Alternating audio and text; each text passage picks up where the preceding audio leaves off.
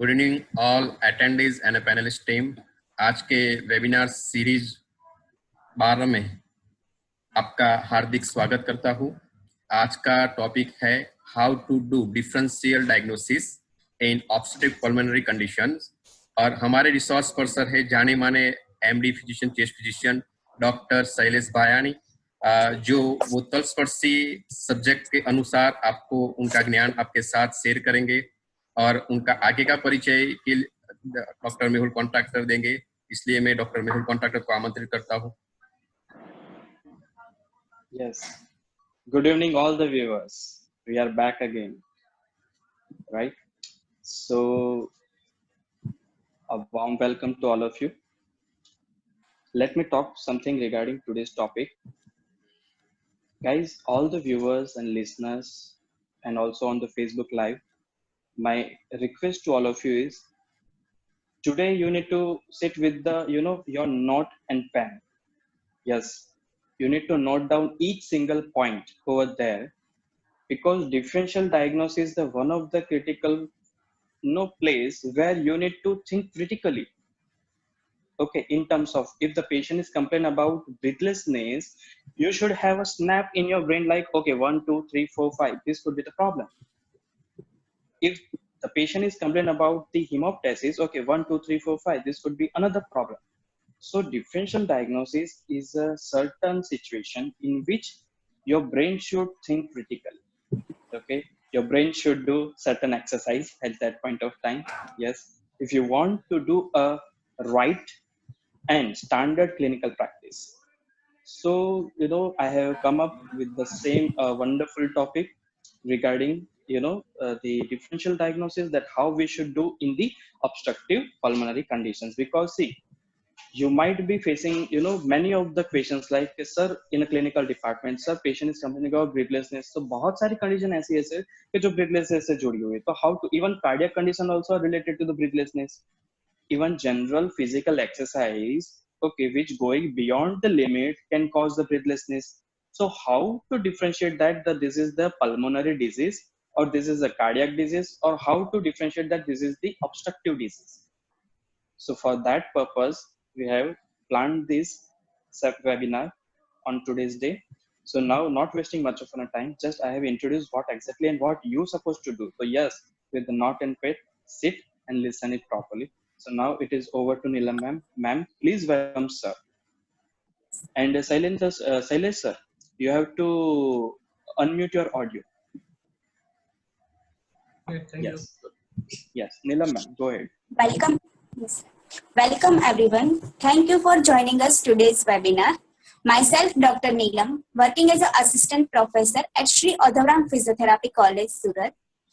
Today's webinar topic is how to do differential diagnosis in obstructive pulmonary conditions, presented by Dr. Shailesh, who has completed MBBS from SWIMED at Surat, and he has completed MD, Diploma in Tuberculosis and Chest Disease from New Civil Hospital, Surat. Later, he has done fellowship in critical care from the Saifee Hospital at Mumbai and fellowship in primary care cardiology from the Meghalaya. Adding in one, he has also done post-graduation diploma degree in diabetes from the Boston, and presently, sir is working as a physician at Anupam Hospital and Unity Hospital at Parvat Patia and Sarthi Hospital at Godhadra, Surat. I am on behalf of BN Patel Medical Campus, warmly welcomes you, sir. We are eager to hear you, sir. So now we request you, sir, please start your topics. Thank you so much. Thank you, Mehul bhai. Neelam ben એ મારો બહુ મોટો ઓળખાણ આપી દીધી. કોઈ પણ કામ શરૂ કરતા પહેલા ભગવાનને યાદ કરવા જોઈએ, અને એમણે મારી ડિગ્રીઓ ગણાવી તો એ ડિગ્રી સાથે કંઈક ને કંઈક હું કોઈ બીજી દિશામાં જતો રહું એના પહેલા આપણે એકવાર પ્રભુને યાદ કરી લઈએ અને ત્યાર પછી આપણું લેક્ચર ચાલુ કરીએ. સરસ્વતી માતાનો એક સરસ વંદના શ્લોક છે જે હું દર વખતે કંઈ પણ સારું કામ કરતા પહેલા બોલવાનો રાખતો હોઉં છું. તો આપણે અત્યારે એનું એકવાર મનન કરીશું. Sure, sir. कुन्देन्दु तुषारहार धवला या शुभ्रवस्त्रावृता या वीणावरदण्डमण्डितकरा या श्वेतपद्मासना या ब्रह्मा शुत शंकर प्रभुतिभिः देवे सदा वंदिता सा मां पातु Saraswati Bhagwati निशेषजायापहा। Om Shanti. Okay, let us start our today's topic. જેવી રીતે નીલમબેને મારી ઓળખાણ આપી, મારું નામ ડોક્ટર શૈલેષ ભાયાણી છે. પ્રેઝન્ટલી હું ફિઝિશિયન તરીકે પ્રેક્ટિસ કરી રહ્યો છું ગોડાદરા અને લીંબા ભરત પાટિયા એરિયામાં. આજે આપણે જાણીશું કે what are the different types of obstructive airway diseases and especially my interest topic aerosol therapy, how we offer aerosol therapy to patient and why should have to offer. આના માટેના થોડા આજે નાના ટોપિક્સ છે જે આપણે કવર કરીશું.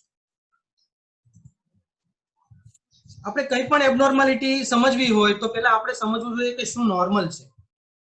તો ઓબ્સ્ટ્રક્ટિવ એરવે ડિસીઝની આપણે જ્યારે વાત કરતા હોઈએ તો મને એવું લાગે કે પહેલા શું નોર્મલ છે એ જાણી લેવું જોઈએ. તમારી સામે જે સ્ક્રીન છે એમાં નોર્મલ એરવે સ્ટ્રક્ચર દેખાઈ રહ્યું છે જેને આપણે બ્રોન્કિયલ ટ્રી કહેતા હોઈએ. એટલે આ ટ્રેકિયાથી ચાલુ કરીએ તો ત્યાર પછી મેઇન બ્રોન્કસ, લોબાર બ્રોન્કસ, એના પછી સેગમેન્ટલ બ્રોન્કસ, એના પછી બ્રોન્ક્યુલ્સ અને ટર્મિનલ બ્રોન્ક્યુલ્સ. આવી રીતે એરવે ડિવાઈડ થયેલો હોય છે. અને લાસ્ટમાં એલ્વિયોલસ અને એલ્વિયોલસ સેક એટલે જેને ડક્ટ કહેવાય. એટલે કે એક દ્રાક્ષના ગુચ્છાની જેવું એક સ્ટ્રક્ચર હોય છે બેઝિકલી, જ્યાં વેન્ટિલેશન પરફ્યુઝન એટલે કે હવામાંનું ઓક્સિજન જે આપણે શ્વાસમાં લઈએ છીએ તે લોહીમાં કેવી રીતે એને મિશ્રણ કરી શકાય અને પરફ્યુઝનમાં કેવી રીતે નાખી શકાય એ જે મેઇન કામ થતું હોય છે તે બેઝિકલી એલ્વિયોલસ દ્વારા થતું હોય છે. એટલે આ છે નોર્મલ સ્ટ્રક્ચર. આપણે આજે ઓબ્સ્ટ્રક્ટિવ લંગ ડિસીઝ વિશે વાત કરવાના છીએ, જેમાંના કોમન છે અસ્થમા, બ્રોન્કાઇટિસ, સીઓપીડી કે જેમાં બ્રોન્કાઇટિસ અને એમ્ફાઇઝેમા એવા બે ડિફરન્ટ પેથોલોજી હોય છે. એના સિવાય એક્યુટ બ્રોન્કાઇટિસ છે, બ્રોન્કેક્ટેસિસ છે, બ્રોન્કિયોલાઇટિસ છે. તો આ બધા એમની પેથોલોજી શું હોય, એ ડિસીઝ કેવા હોય, આપણે જ્યારે ડિફરન્શિયલ ડાયગ્નોસિસ વિશે વાત કરીશું તો જ્યાં સુધી આપણને એની પેથોલોજી નહીં ખબર હોય, એનું પ્રેઝન્ટેશન નહીં ખબર હોય ત્યાં સુધી આપણે જ્યારે પણ પેશન્ટ કહેશે કે મને કફ થાય છે, મને શ્વાસ ચડે છે, તો વિચાર ક્યાંથી આવશે? ત્યાંથી જ આવશે કે આ ડિસીઝ છે તો એ કેવી રીતે પ્રેઝન્ટ થાય છે. તો આપણે આજે અસ્થમા અને સીઓપીડી એ બે રોગ વિશે થોડી ડિટેલમાં માહિતી મેળવીશું અને પછીથી આપણે એને ડિફરન્શિયલી કેવી રીતે અલગ કરી શકીએ એના વિશેની માહિતી મેળવીશું. તો આપણે ચાલુ કરીએ અસ્થમાથી. બેઝિકલી અસ્થમા શું છે એની જે ડેફિનેશન કહેવાય સાયન્ટિફિક એ કેવી હોય છે કે asthma is a disease characterized by airway hyperresponsiveness to variety of stimuli that resulting in bronchospasm, inflammation, mucus plugging and which is reversible spontaneously on treatment. તો આ એકની સાયન્સની ભાષામાં ડેફિનેશન છે, એના શબ્દો થોડા અઘરા છે, વધારે ડરતા નહીં મિત્રો, હું એને ડિટેલમાં તમને સમજાવીશ. આમાં જે ત્રણ વર્ડ સમજવાના છે એ છે એરવે હાઇપર રિસ્પોન્સિવનેસ, બ્રોન્કો કન્સ્ટ્રિક્શન અને ક્રોનિક ઇન્ફ્લામેશન. તો નોર્મલ એરવેઝ કેવો હોય છે કે કોઈ પણ માણસનું હોય, પેશન્ટનો નોર્મલ એરવે આવી રીતે હોય છે. હવે જ્યારે પણ એ અસ્થમેટિક એરવે થાય એટલે કે એમાં હાઇપર રિસ્પોન્સિવનેસ આવે એટલે એની વોલ જે છે તે થોડી જાડી થઈ જાય, ઇન્ફ્લેમ થઈ જાય એટલે વોલ થોડી થીક થઈ જાય, એટલે એની અંદરનો જે ડાયામીટર છે તે ઓછો થઈ જાય. એટલે શ્વાસ જ્યાંથી જવાનો છે, નાકથી શ્વાસ લઈએ તો ટ્રેકિયાથી થઈને બ્રોન્કસમાં જાય. હવે નાના બ્રોન્ક્યુલ્સની જે વાત છે એનું આ ડાયામીટર એ ઓછું થઈ જશે તો હવાને જવા માટેની જગ્યા ઓછી મળશે. હવે જ્યારે અસ્થમાનો સિવિયર અટેક આવે છે ત્યારે શું થાય કે એનાથી પણ ઘટી જશે. એટલે એર હંગર થશે, શ્વાસ લેવા માટે તકલીફ ઊભી થશે કે અંદર સુધી હવા જશે નહીં. એટલે આની પેથોલોજી આવી હોય છે કે નોર્મલ એરવે છે, આ અસ્થમેટિક એરવે છે, અને જ્યારે એક્યુટ સિવિયર અટેક થાય ત્યારે આવો એરવે હોય છે. એ પ્રેઝન્ટેશન એનું કેવું હોય, એટલે કે ક્લિનિકલ પ્રેઝન્ટેશન, પેશન્ટ કેવી રીતે પ્રેઝન્ટ થાય. તો જનરલી યંગર એજનું પેશન્ટ, ચિલ્ડ્રન થી લઈને યંગર એજ એટલે કે 20-30 વર્ષ સુધી કોમનલી આ પ્રેઝન્ટેશન હોય છે. અને મોસ્ટ કોમન સિમ્પટમ જે હોય છે તે કફિંગ એટલે કે ખાંસી થાય. ક્યારે થાય? તો મોસ્ટલી ડ્યુરિંગ નાઇટના ટાઈમમાં, કે જ્યારે ઠંડક વધારે હોય, અર્લી મોર્નિંગ છે ત્યારે વધારે થાય, અથવા તો ફિઝિકલ એક્ટિવિટી કરે ત્યારે વધારે થાય. વિઝિંગ એટલે કે એમને શ્વાસ લેવામાં તકલીફ પડે છે, એનો એક સાઉન્ડ જનરેટ થાય કે જે બહારથી સ્ટેથોસ્કોપ વગર સાંભળી શકાય કાનથી. કેવો હોય? એટલે આવો અવાજ આવે. પેશન્ટને તમે પૂછો કે એ જ્યારે અંદર એમને અવાજ સંભળાય તો કેવો સંભળાય છે, તો એક ટિપિકલ અવાજ કહે છે કે જાણે કબૂતર બોલતું હોય એવો અવાજ એને અંદરથી સંભળાય છે. ત્રીજું મોસ્ટ કોમન સિમ્પટમ છે તે છે બ્રેથલેસનેસ ઓર ડિસ્નિયા, એટલે કે શ્વાસ લેવામાં તકલીફ પડે, સ્પેશિયલી નાઇટ અને જ્યારે એક્સર્શન એટલે કોઈ કામ કરે ત્યારે. બીજું એને ચેસ્ટ ટાઇટનેસ એટલે કે છાતી પર વજન લાગે, ભાર લાગે, એને એવું લાગે કે છાતી પર કોઈ બહુ મોટું દબાણ મૂકી દીધું છે. એટલે આવા સિમ્પટમ્સ સાથે પ્રેઝન્ટ થાય. જનરલી યંગર પેશન્ટ હોય, એપિસોડિક હોય, કે મોટે ભાગે એ ઠંડીની સિઝનમાં વધારે આવતું હોય છે. એટલે હિસ્ટ્રી પૂછે તો ખબર પડે કે ઠંડીની સિઝનમાં થાય છે, દિવાળી આસપાસ વધારે થાય છે, ગરમીમાં ઓછું થાય છે. દિવસમાં પણ વેરિએશન દેખાય, એટલે કે સવારના ટાઈમ પર વધારે હોય, બપોરના ટાઈમ પર ઓછું હોય, રાત્રે ફરીથી વધી જાય. આવું હોય તો એમાં અસ્થમા સસ્પેક્ટ કરવું જોઈએ. હવે આપણે સસ્પેક્શન પર જઈએ તો એને કેવી રીતે આપણે આગળ વધીશું, કે એના ફેક્ટર્સ કયા હોય છે કે જે આ વધારે છે. ડસ્ટ માઇટ છે, એનિમલ ડેન્ડર છે, પોલન છે, સ્મોક છે, ફટાકડાઓ જ્યારે એટલે કે દિવાળીના ટાઈમ પર ફટાકડાઓ ફૂટે એના પછી બહુ કોમનલી થતું હોય છે, સિગારેટ સ્મોક છે, સ્ટ્રોંગ સ્મેલ એટલે કે ઇન્ડસ્ટ્રીયલ, આપણે ત્યાં કેમિકલ ઇન્ડસ્ટ્રીના જે વર્કર્સ હોય તે પણ આની સાથે પ્રેઝન્ટ થાય છે. પછી કોલિનર્જિક અસ્થમા હોય કે જે એક્સરસાઇઝ અને સ્પેશિયલી ઘણીવાર સનલાઇટ થી પણ એક્ઝાસર્બેટ થતા હોય છે. તો આ બધા ટ્રિગર્સ આપણે ઓળખવા એટલા માટે જરૂરી છે કે જ્યારે પણ આપણે પેશન્ટની હિસ્ટ્રી લઈશું તો આપણે આઈડેન્ટિફાઈ કરવું પડશે કે આ ટ્રિગર્સ કયા છે. આપણે ટ્રિગર્સને રિમૂવ કરવા પડશે, ટ્રિગર્સથી પેશન્ટને દૂર રહેવાનું એવું કહેવું પડશે. તો આપણે અસ્થમા કેવી રીતે ડાયગ્નોઝ કરીશું કે યંગર એજ પેશન્ટ હશે, એપિસોડિક હિસ્ટ્રી હશે, ખાંસી, શ્વાસમાં તકલીફ અને વિઝિંગ આની સાથે પ્રેઝન્ટ થશે. ફિઝિકલ એક્ઝામિનેશન આપણે કરીશું તો વિઝિંગ સંભળાશે, અથવા તો સ્ટેથોસ્કોપથી સ્પેશિયલી સાંભળીશું તો રોંકાઈ સંભળાશે. એને કન્ફર્મ આપણે કેવી રીતે કરી શકીએ, તો પીક ફ્લો મીટરથી, હું તમને હમણાં એનું ડેમોન્સ્ટ્રેશન આપીશ, અને સ્પાયરોમેટ્રીથી આપણે એને કન્ફર્મ કરી શકીએ.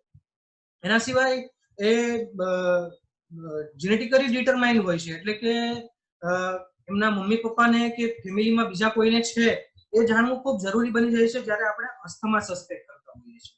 કારણ કે ફેમિલીમાં એમના મધર કે ફાધરને હોય અસ્થમા અને પેશન્ટ આવી રીતે પ્રેઝન્ટ થાય તો મોસ્ટ પ્રોબેબલી એને અસ્થમા જ હોય. અને asthma is a clinical diagnosis. આપણે પીક ફ્લોમીટર કે સ્પાયરોમેટ્રી જે કરીએ તે ખાલી કન્ફર્મેશન માટે કરીએ છીએ કે એના સિવાય બીજું કંઈ તો તકલીફ નથી એ જોવા માટે. મોસ્ટ ઓફ ધ ટાઈમ 90% કેસમાં અમે ક્લિનિકલી આઈડેન્ટિફાઈ કરી દેતા હોઈએ છીએ કે this is the patient of asthma. એની સાથે અમે હિસ્ટ્રી લેતા હોઈએ છીએ એટોપિકની, એટલે કે સાથે એની બીજી કોઈ એલર્જીની હિસ્ટ્રી ચેક કરી કે એને છીંક આવવી કે નાકમાંથી પાણી પડવું, કે એટોપિક હિસ્ટ્રી એટલે કે ચામડી પર ચાંઠા પડવા, એમાં ખંજવાળ આવવી. જો આવી કઈ એલર્જીની હિસ્ટ્રી હોય અને પેશન્ટ ખાંસી અને શ્વાસ સાથે પ્રેઝન્ટ કરે, ધેન મોસ્ટ કોમન ચાન્સ કે એ પેશન્ટ અસ્થમાનું જ હશે. એના સિવાય બધું કર્યા પછી ઘણીવાર ડાઉટ હોય કે અસ્થમા છે કે નહીં, તો we will start the treatment. અમે ટ્રીટમેન્ટ ચાલુ કરી દઈએ, મેડિકેશન આપીએ અને સી ધ ટ્રેન્ડ. જો એનાથી ઇમ્પ્રૂવ થાય ધેન ઇટ ઇઝ કન્ફર્મ કે અસ્થમા છે. સ્પાયરોમેટ્રી, બેસિકલી વોટ ઇઝ સ્પાયરોમેટ્રી? સ્પાયરોમેટ્રી હું તમને યસ, આવું નાનું મશીન હોય છે કે જે વાયરથી અથવા તો વાયરલેસ કોઈ પણ સોફ્ટવેર સાથે જોડાયેલું હોય છે અને એનાથી સ્પાયરોમેટ્રી એટલે કે પીએફટી પલ્મોનરી ફંક્શન ટેસ્ટ આપણે કરતા હોઈએ છીએ. પેશન્ટને એક ડીપ ઇન્સ્પિરેશન લઈ અને ફોર્સફુલ એક્સપિરેશન એન્ડ ધેન ઇન્સ્પિરેશન એવું કરવાનું અને એ કેટલા ફ્લો થી કેટલો વોલ્યુમ થી એને જનરેટ કરે છે એનો એક ગ્રાફિકલ પ્રેઝન્ટેશન રજૂ થાય, જેના આધારે આપણે નક્કી કરીએ કે કેટલા જોરથી કેટલા ફ્લો થી એક્સપિરેશન કરી શકે છે અને એનું ગ્રાફિકલ પ્રેઝન્ટેશન થી આપણે નક્કી કરીએ કે આ કોઈ રોગને મેચ થાય છે કે નહીં. એટલે કે આપણે એને કેવી રીતે ટેસ્ટ કરતા હોઈએ છીએ? Deep inspiration, forceful expiration and then deep inspiration. આવું કરીએ તો એક ગ્રાફ બનશે કે જે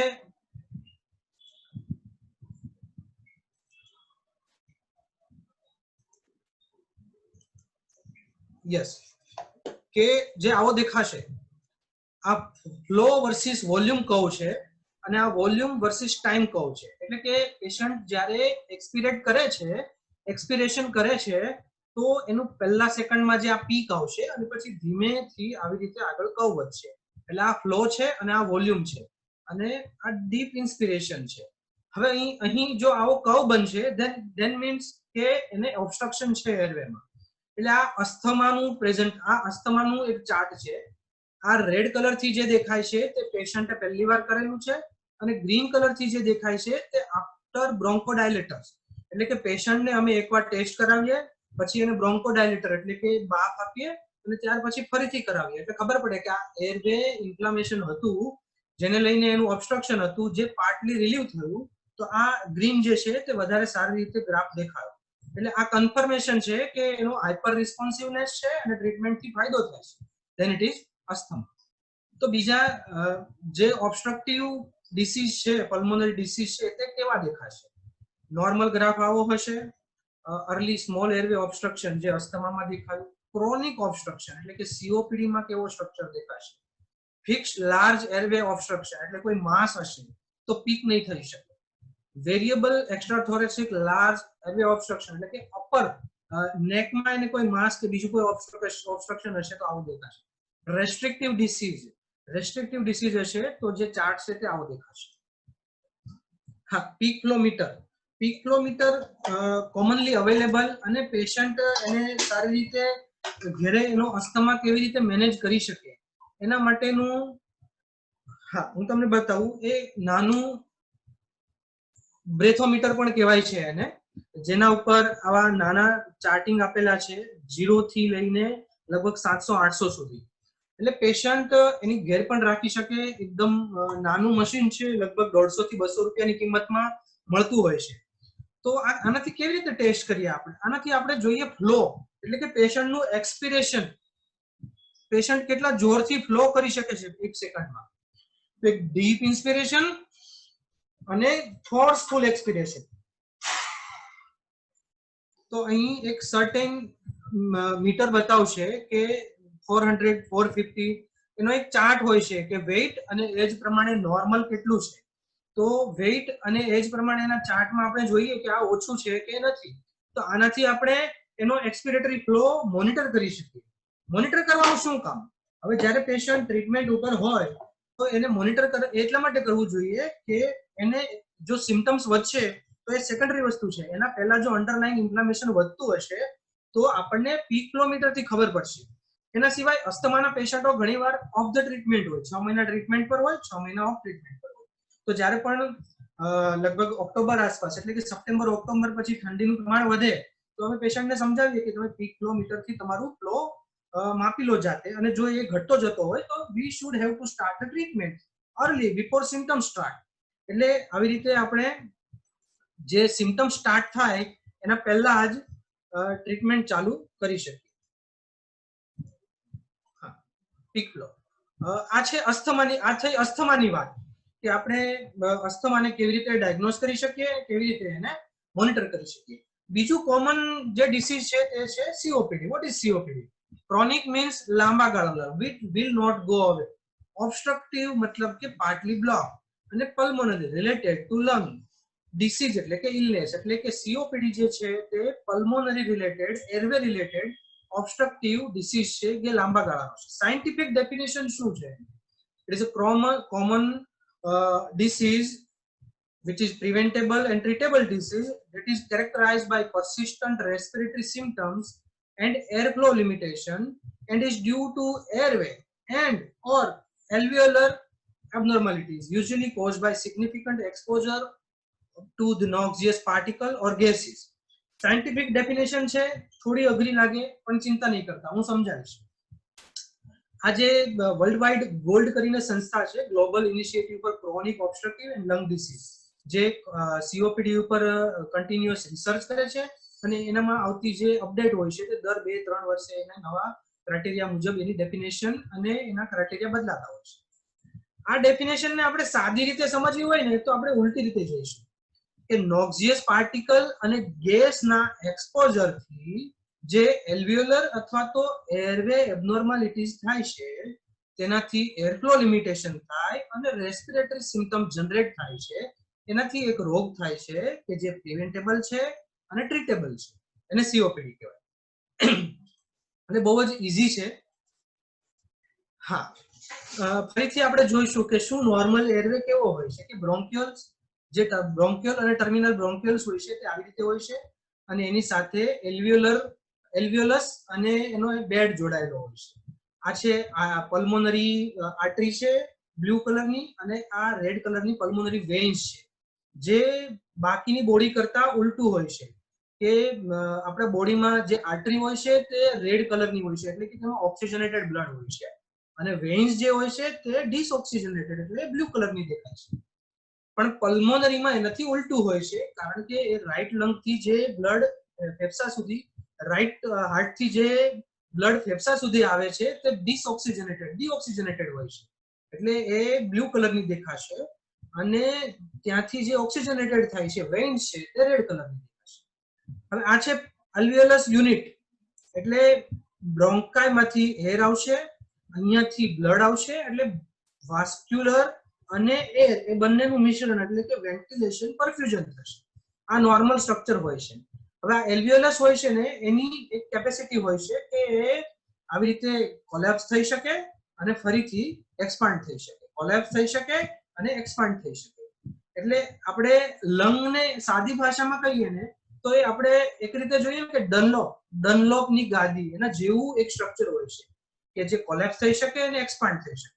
એટલે કે જ્યારે આપણે ઇન્હેલ કરીએ ત્યારે એર અંદર જશે, એની સાથે ઓક્સિજન અંદર જશે અને એક્સહેલ કરીએ ત્યારે હવા બહાર નીકળશે એટલે કે CO2 સાથે બહાર નીકળશે. એના વચ્ચેની જે પ્રોસેસ છે તે અહીંયા થતી હોય છે એલ્વિયોલસમાં. એટલે ઓક્સિજન ઇન જશે અને કાર્બન ડાયોક્સાઇડ બહાર નીકળશે. એટલે જે એલ્વિયોલસ હોય છે એની એક સેલ્ફ આવી રીતે કમ્પ્રેસિબિલિટી હોય છે જે કોલેપ્સ થઈ શકે અને પાછું એક્સપાન્ડ થઈ શકે. હવે asthma is a different disease કે એમાં બ્રોન્ક્યુલ્સ અને બ્રોન્કાઈ ઉપર ઇન્ફ્લામેશન આવે છે. હવે આપણે સીઓપીડી ની વાત કરીએ તો ધેર આર ડિફરન્ટ પેથોલોજી. શું થાય કે જે ટર્મિનલ બ્રોન્ક્યુલ્સ છે અને બ્રોન્કાઈ છે તે આવી રીતે ઇન્ફ્લેમ થઈ જશે. ક્રોનિક ઇન્ફ્લામેશન થી એની વોલ એકદમ થીક થઈ જશે, ડાયામીટર એકદમ નાનું થઈ જશે અને એક્સેસિવ સ્પુટમ પ્રોડક્શન એટલે કે એક્સેસિવ સિક્રીશન થશે જે ત્યાં એને બ્લોક કરી દેતું હોય છે. એટલે ક્રોનિક બ્રોન્કાઇટિસની જે પેથોલોજી હોય તે આવી હોય છે. અને એક્યુટ બ્રોન્કાઇટિસ જે હોય તેમાં કેવું થાય કે ફ્લેગમ નહીં હશે અને થોડું ઇન્ફ્લામેશન હશે, આટલું સિવિયર ઇન્ફ્લામેશન નહીં હશે. અને એલ્વિયોલસ જે છે એમાં શું થશે કે એનું ઇન્ટરનલ સ્ટ્રક્ચર એ બ્રેક થઈ જશે એટલે એક દ્રાક્ષના ગુચ્છા જેવું સ્ટ્રક્ચર છે એમાંથી એક સિંગલ સેક બની જશે એટલે એમ્ફાઇઝેમા કહીએ આપણે. એટલે એની કોલેપ્સિબિલિટી જે છે એ બ્રેક થઈ જશે, એ પૂરું કોલેપ્સ નહીં થઈ શકે. સીઓપીડી સમજવું હોય તો આ બે પેથોલોજી સમજવી ખૂબ જ જરૂરી છે. ક્રોનિક બ્રોન્કાઇટિસ હશે તો આવી રીતે ફ્લેગમ જનરેટ થશે એટલે કે પેશન્ટને રિપીટેડ ખાંસી થશે, એને એવું થશે કે અંદર કંઈ કફ છે ભરાયેલું છે પણ હકીકતમાં એ કફ નથી, એનું ઇન્ફ્લામેશન છે બ્રોન્ક્યુલ્સનું અને બ્રોન્કાઈનું કે જે એને ઇરિટેશન આપે છે.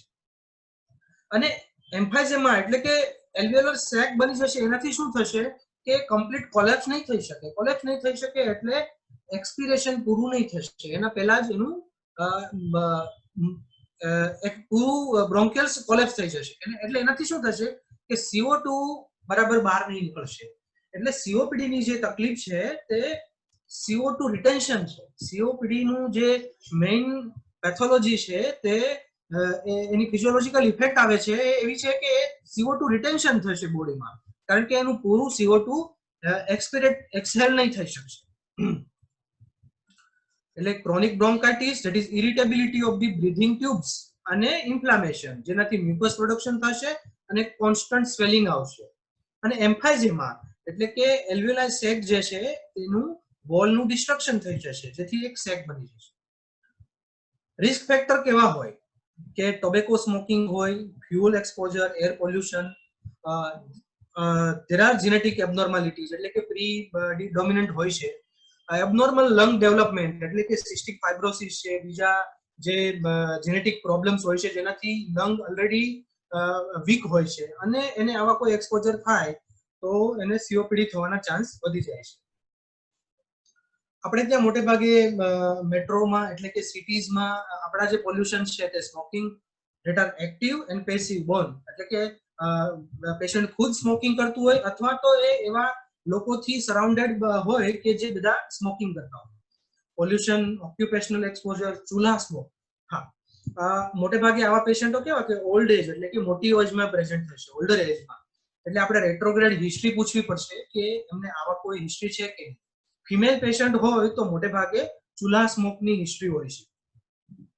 તો આપણે ડાયગ્નોસિસ કેવી રીતે કરીશું કે પેશન્ટના સિમ્પટમ્સ કેવા હશે? ક્રોનિક કફ હશે. ક્રોનિક બ્રોન્કાઇટિસ આપણે જે કહીએ એ એનું મેઇન પ્રેઝન્ટિંગ ફીચર્સ હશે ક્રોનિક કફ. કેવી રીતે પ્રેઝન્ટ થશે કે નોક્ચ્યુરલ હશે અને પરસિસ્ટન્ટ ઇન્ટરમિટન્ટ કહેવાય એટલે કે વચ્ચે વચ્ચે એવો ગાળો નહીં આવે કે સંપૂર્ણ બંધ હશે. થોડું વધારે હશે, થોડું ઓછું હશે, થોડું વધારે હશે, થોડું ઓછું હશે. એટલે પ્રોગ્રેસિવ હશે. આના જે સિમ્પટમ્સ હશે એ બધા પ્રોગ્રેસિવ હશે. ક્રોનિક સ્પુટમ પ્રોડક્શન છે. ડિસ્નિયા કેવું હશે કે પ્રોગ્રેસિવ હશે કે ધીમે ધીમે ધીમે ધીમે આગળ વધી રહ્યું છે. પહેલા ઓછું હતું, પહેલા ધીમે ધીમે બંધ થઈ જતું, હવે બંધ નથી થતું, થોડું વધી જાય છે, પાછું ઓછું થઈ જાય છે. પરસિસ્ટન્ટ હશે, વચ્ચે free of the dyspnoea period બહુ ઓછો આવતો હશે. Worsen on exercise, worse during respiratory infection, બીજા કોઈ ઇન્ફેક્શન થશે ત્યારે વર્સ થશે. અને એની હિસ્ટ્રી લઈશું તો ખબર પડશે કે એને એક્સપોઝર ટુ ધી સ્મોકિંગ કે ઓક્યુપેશનલ અથવા તો કેમિકલ એનાથી એને એક્સપોઝરની હિસ્ટ્રી હશે. What are the typical sign કે એમ્ફાઇઝેમા વાળું પેશન્ટ હશે તો આવી રીતે પ્રેઝન્ટ થશે કે નોર્મલ ચેસ્ટ આવી હશે, એની ચેસ્ટ જે છે તે બેરલ ચેસ્ટ એટલે કે anteroposterior diameters are increased. Patient purse lip breathing કરતું હશે. પર્સ લિપ બ્રીથિંગ એટલે શું કે એ લિપને બંધ કરીને એક્સપિરેશન કરશે. જે કામ એલ્વિયોલસ નથી કરી શકતા કે પૂરું એક્સપિરેશન નથી થઈ શકતું અને અર્લી બ્રોન્કિયલ કોલેપ્સ થઈ જાય છે, એને એન્ડ એક્સપિરેટરી પ્રેશર આપશે એના લિપ. એનો રેસ્પિરેટરી રેટ વધી ગયેલો હશે, વ્હીઝિંગ અને રોંકાઈ આવતા હશે.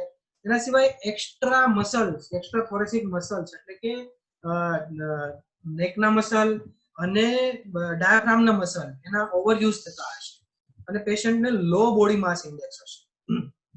એના સિવાય COPD-માં COPD ઇઝ ધ સિન્ડ્રોમ કે COPD-માં ખાલી લંગ નહીં પણ એના સિવાય પણ બીજી બધી સિસ્ટમ્સ ઇન્વોલ્વ હશે. જેમ કે મસલ માસ ઓછું થઈ જશે, પેશન્ટ પ્રોટીન ડેફિશિયન્ટ થશે, ઓસ્ટિયોપોરોસિસ થશે. એના સિવાય લંગ એની સાથે હાર્ટ એટલે કે પેશન્ટને કાર્ડિયોવાસ્ક્યુલર રિસ્ક બી હશે, કાર્ડિયોવાસ્ક્યુલર ડિસીઝ થવાના ચાન્સ પણ મેક્સિમમ હશે. ડાયાબિટીસ પેશન્ટ મેન્ટલ ડિપ્રેશન અને બીજા બધા ઇન્ફ્લુઅન્સ થવાના ચાન્સ વધારે હોય છે.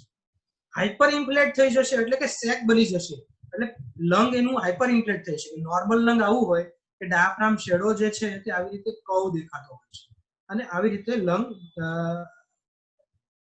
નોર્મલ લંગ હોય છે. અને જ્યારે પણ પેશન્ટ ઇન્સ્પિરેશન એક્સપિરેશન કરશે તો આ ડાયાફ્રામ જે છે તે ઇન અને આઉટ એવી મુવમેન્ટ કરશે. હવે COPD એમ્ફાઇઝેમા વાળું પેશન્ટ હશે તો શું થશે? પેશન્ટનું લંગનું વોલ્યુમ વધી જશે, એક્સપાન્ડ થઈ જશે કારણ કે અંદર સેક બની ગયા છે. એટલે આ કર્વ જે છે તે ડાયરેક્ટ થઈ જશે, હોરિઝોન્ટલ થઈ જશે અને પેશન્ટને જે બ્રોન્કોવાસ્ક્યુલર માર્કિંગ જે દેખાવા જોઈએ તે નહીં દેખાય. That we can better see in the xray. Normal પેશન્ટનો એક્સરે આવો દેખાશે જેમાં બ્રોન્કોવાસ્ક્યુલર માર્કિંગ દેખાય છે અને આ કર્વ છે. અને એમ્ફાઇઝેમા વાળું પેશન્ટ લંગનું વોલ્યુમ મોટું દેખાય છે, એક આ થોરેસિક એટલે કે ઇન્ટ્રા જે રીબ વચ્ચેનો જે ગાળો છે એ વધી ગયો છે, અને આ ટ્રાન્સવર્સ જે છે હોરિઝોન્ટલ થઈ ગયું છે, અને એના સિવાય બ્રોન્કોવાસ્ક્યુલર માર્કિંગ દેખાતા નથી, અને હાર્ટ જે છે તે નાનું દેખાય છે. કેવી રીતે આપણે સસ્પેક્ટ કરીશું કે ઓલ્ડર એજ પેશન્ટ છે, એને કફ સ્પુટમ અને ડિસ્નિયાની કમ્પ્લેન છે, પરસિસ્ટન્ટ પ્રોગ્રેસિવ રહી છે, એની સાથે એનું એક્સપોઝર છે ટોબેકો અથવા તો ઓક્યુપેશનલ, તો આવું હોય ત્યારે આપણે સસ્પેક્ટ કરીશું કે આ સીઓપીડી હોઈ શકે. સ્પાયરોમેટ્રી કરીશું કન્ફર્મેશન માટે, એક્સરે કરીશું, સ્પાયરોમેટ્રી. સીઓપીડી માટે ઓબ્સ્ટ્રક્શન તો આવશે ફ્લો વર્સિસ વોલ્યુમ કર્વમાં, એની સાથે volume versus time curve very important, કે વોલ્યુમ વર્સિસ ટાઈમ, કારણ કે પેશન્ટનું એક્સપિરેશન સ્લો થશે એટલે લાંબુ ચાલશે. આ એનું બ્લોક છે પણ એનું એક્સપિરેશન બહુ લાંબુ ચાલશે. અમે જ્યારે પીએફટી કરતા હોઈએ છીએ તો મેડિકલ કોલેજમાં એક પેશન્ટનું પીએફટી થતું હતું તો મેક્સિમમ 18 સેકન્ડ 18 સેકન્ડ સુધી એનું એક્સપિરેશન હતું, એટલું લાંબુ એક્સપિરેશન, એટલે જે નોર્મલ માણસ નોર્મલી નહીં કરી શકશે. સ્પાયરોમેટ્રીમાં જે આપણે વોલ્યુમ વર્સિસ ટાઈમનો કર્વ જોઈશું તો નોર્મલ કર્વ આવી રીતે દેખાશે, જેમાં FEV1 હાયર સાઇડ છે. અસ્થમાનો કર્વ આવી રીતે દેખાશે કે જેમાં FEV1 લિટલ ડાઉનવર્ડ છે, પણ ઓબ્સ્ટ્રક્શન છે પણ ઇટ રીચીસ નોર્મલ FVC. અને COPD નો કર્વ આવો દેખાશે કે ઓબ્સ્ટ્રક્શન છે અને એનો કર્વ લેન્ધી હશે, એક્સપિરેશન ટાઈમ વધારે હશે, આગળ ચાલશે. અને ધેર આર જો એમ્ફાઇઝેમા થશે તો સમવોટ રેસ્ટ્રિક્શન, એટલે કે મિક્સ ટાઈપ ઓફ પેટર્ન આવી શકે કે રેસ્ટ્રિક્ટિવ હોય, એટલે જે નોર્મલ FVC છે ત્યાં FVC એટલે forced vital capacity, total volume આપણે કેટલું એક્સપિરેટ કરી શકીએ તે, અને FEV1 એટલે કે forced expiratory volume in the 1 second, very 1 સેકન્ડમાં આપણે જે એક્સપિરેટ કરી શકીએ એને FEV1 કહીશું. સ્પાયરોમેટ્રીના આધાર પર COPD ને આપણે 4 સ્ટેજમાં ડિવાઈડ કરતા હોઈએ છીએ. That is more theoretical thing. Is there asthma and COPD same disease? No. તો કેવી રીતે અલગ પડી શકે? COPD આપણે હિસ્ટ્રી પૂછીશું તો લગભગ 95% કેસમાં there are history of exposure, either smoking or maybe smoking history of the industrial exposure. Mostly asthma presents in early age, so mostly below 35, and COPD are more than 35. Chronic productive cough COPD માં common હશે, અસ્થમામાં productive કફ નહીં હશે. બ્રેથલેસનેસ અસ્થમામાં હશે પણ variable હશે, વચ્ચે બંધ થઈ જતી હશે. COPD માં that is persistent and progressive. Night time symptoms are more common in asthma. Diurnal variation are most common in asthma. And airflow limitation that is fully reversible in asthma. મેં કીધું તમને કે સ્પાયરોમેટ્રી અથવા તો પીક એક્સપિરેટરી ફ્લો મીટર થી આપણે check કરીશું તો ધેટ ઇઝ રિવર્સિબલ. અને બંનેની ફર્સ્ટ લાઈન ટ્રીટમેન્ટ અલગ છે. આપણે શું કામ અલગ કરવું જોઈએ એનું ડાયગ્નોસિસ કરીને આપણે શું કરી શકીશું કે બંનેની ટ્રીટમેન્ટ અલગ છે. અસ્થમાની પ્રાઇમરી ટ્રીટમેન્ટ છે કોર્ટિકોસ્ટેરોઇડ અને COPD ની પ્રાઇમરી ટ્રીટમેન્ટ છે બ્રોન્કોડાયલેટર્સ. Now what are the other differential diagnosis? આપણે અલગ કેવી રીતે કરીશું કે કફ, ખાંસી અને શ્વાસ એવી બે તકલીફ સાથે પેશન્ટ આવશે તો કેવી રીતે અલગથી પ્રેઝન્ટ કરશે? આપણે જોયું કે અસ્થમા જે છે તો અસ્થમામાં યંગર એજ હશે, વેરિએશન હશે. COPD છે તો એમાં ઓલ્ડર એજ હશે, exposure of the smoking or industrial એક્સપોઝરની હિસ્ટ્રી હશે. CCF જનરલી ઓલ્ડર એજમાં થશે કે જેમને કાર્ડિયાક પ્રોબ્લેમ્સ હશે. CCF એટલે કે કન્જેસ્ટિવ કાર્ડિયાક ફેલિયર.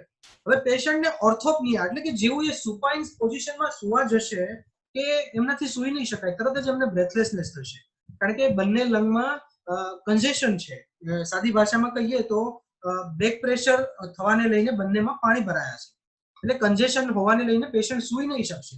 એટલે એને પણ COPD જેવા મિક્સ સિમ્પટમ્સ હશે કે પ્રોગ્રેસિવ ડિસ્નિયા હશે, ડિસ્નિયા ઓન એક્ઝર્શન હશે, પણ CCF માં ટિપિકલી પેશન્ટ પ્રેઝન્ટ થશે ઓર્થોપનિયા સાથે. એના સિવાય જો એડવાન્સ કેસ હશે તો ઈડીમા જનરેટ થયા હશે, પેડલ ઈડીમા હશે પેશન્ટને, અથવા તો કાર્ડિયાક ઇડીમા એટલે કે લંગ લીવર ઇડીમા હશે.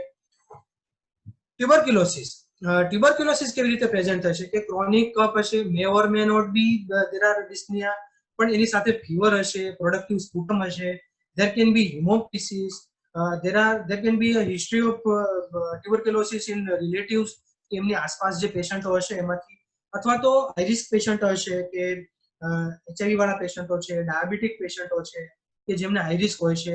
એની સાથે ટ્યુબરક્યુલોસિસ નું પેશન્ટ હશે તો લીન એન્ડ થીન હશે, પ્રોટીન ડેફિશિયન્ટ હશે, અને એની સાથે ભૂખ નથી લાગતી, લોસ ઓફ એપેટાઇટ છે, લોસ ઓફ વેઇટ છે, ઇવનિંગ રાઇઝ ફીવર છે, આ બધા સિમ્પટમ્સ હશે. Then we suspect tuberculosis suspect કરીએ, એક્સરે કરાવીશું, એક્સરેમાં લીઝન દેખાશે, ઘણીવાર ડાઉટફુલ લીઝન હોય તો we'll confirm with the CT scan, અને સ્પુટમ પ્રોડક્શન હોય તો આપણે હંમેશા જોઈશું કે એનું સ્પુટમ ટેસ્ટિંગ કરીશું કે એ સ્પુટમ ટેસ્ટિંગમાં એએફબી આવે છે, એટલે કે જેડેન્સ્ટેન, મતલબ એમાં ટીબી ના જંતુ દેખાય છે કે નથી દેખાતા. એના પછી કોમન છે બ્રોન્કેક્ટેસિસ. બ્રોન્કેક્ટેસિસ એટલે આપણે જે એરવે ની વાત કરી હમણાં કે નોર્મલ બ્રોન્કાઈ હોય છે તો એ નોર્મલ બ્રોન્કાઈમાંથી એમાં થોડા સિસ્ટિક સ્પેસ બની જશે, એટલે કે જે સ્પેસ એલ્વેલોયમાં બનતો હતો એના જગ્યા પર એ સ્પેસ બ્રોન્કાઈ એટલે કે એરવેમાં બની જશે. એટલે શું થશે કે એનું નોર્મલ બ્રોન્કાઈનું જે ફંક્શન છે કે આપણા સિક્રિશન્સ જે છે એને એક્સહેલ એટલે કે બહાર સુધી પહોંચાડવા તે નહીં થઈ શકશે, એટલે ત્યાં સ્ટેગ્નન્ટ થશે, એમાં ઇન્ફેક્શન થશે. એટલે બ્રોન્કેક્ટેસિસ વાળા પેશન્ટ એવી રીતે પ્રેઝન્ટ થશે કે એને રિકરન્ટ કફ અને ઇન્ફેક્શનની હિસ્ટ્રી હશે. ઇન બિટવીન તેઓ સારા હોય છે, પછી ફરીથી ઇન્ફેક્શન થાય.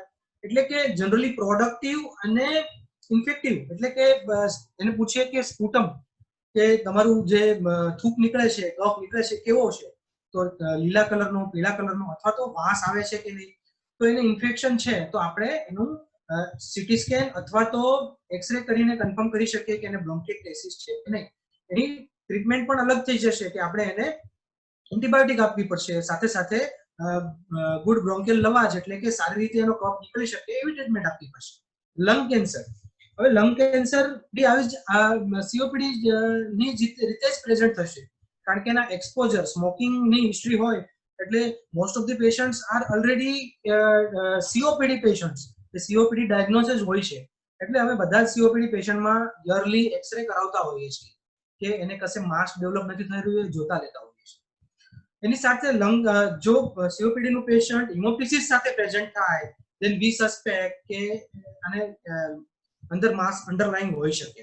સીઓપીડી પેશન્ટને લોસ ઓફ એપેટાઇટ થયું, લોસ ઓફ વેઇટ થયું, then we suspect, we always do scan કે સીટી સ્કેન કરીને આપણે કન્ફર્મ કરતા હોઈએ છીએ. બ્રોન્કિયોલાઇટિસ એ એક ઓબ્સ્ટ્રક્ટિવ કન્ડિશન છે જે મોટે ભાગે યંગર એટલે કે છોકરાઓમાં પીડિયાટ્રિક એજમાં વધારે થતી હોય છે. Basically it is inflammation and reaction to inflammation. Inflammation ને લઈને જે સિક્રિશન્સ બનશે તે સ્ટેગ્નન્ટ બનીને બ્રોન્કાઈમાં સ્ટેગ્નન્ટ થઈ જશે, તેનાથી ઓબ્સ્ટ્રક્શન થશે. That will create as a lower respiratory એટલે કે લોઅર એરવે ઓબ્સ્ટ્રક્શન, અને fever may or may not be fever, અને કફિંગ સાથે પેશન્ટ પ્રેઝન્ટ થશે. That coughing may be of prolong duration, એકાદ મહિનાની હિસ્ટ્રી હોય એવું બની શકે. એવા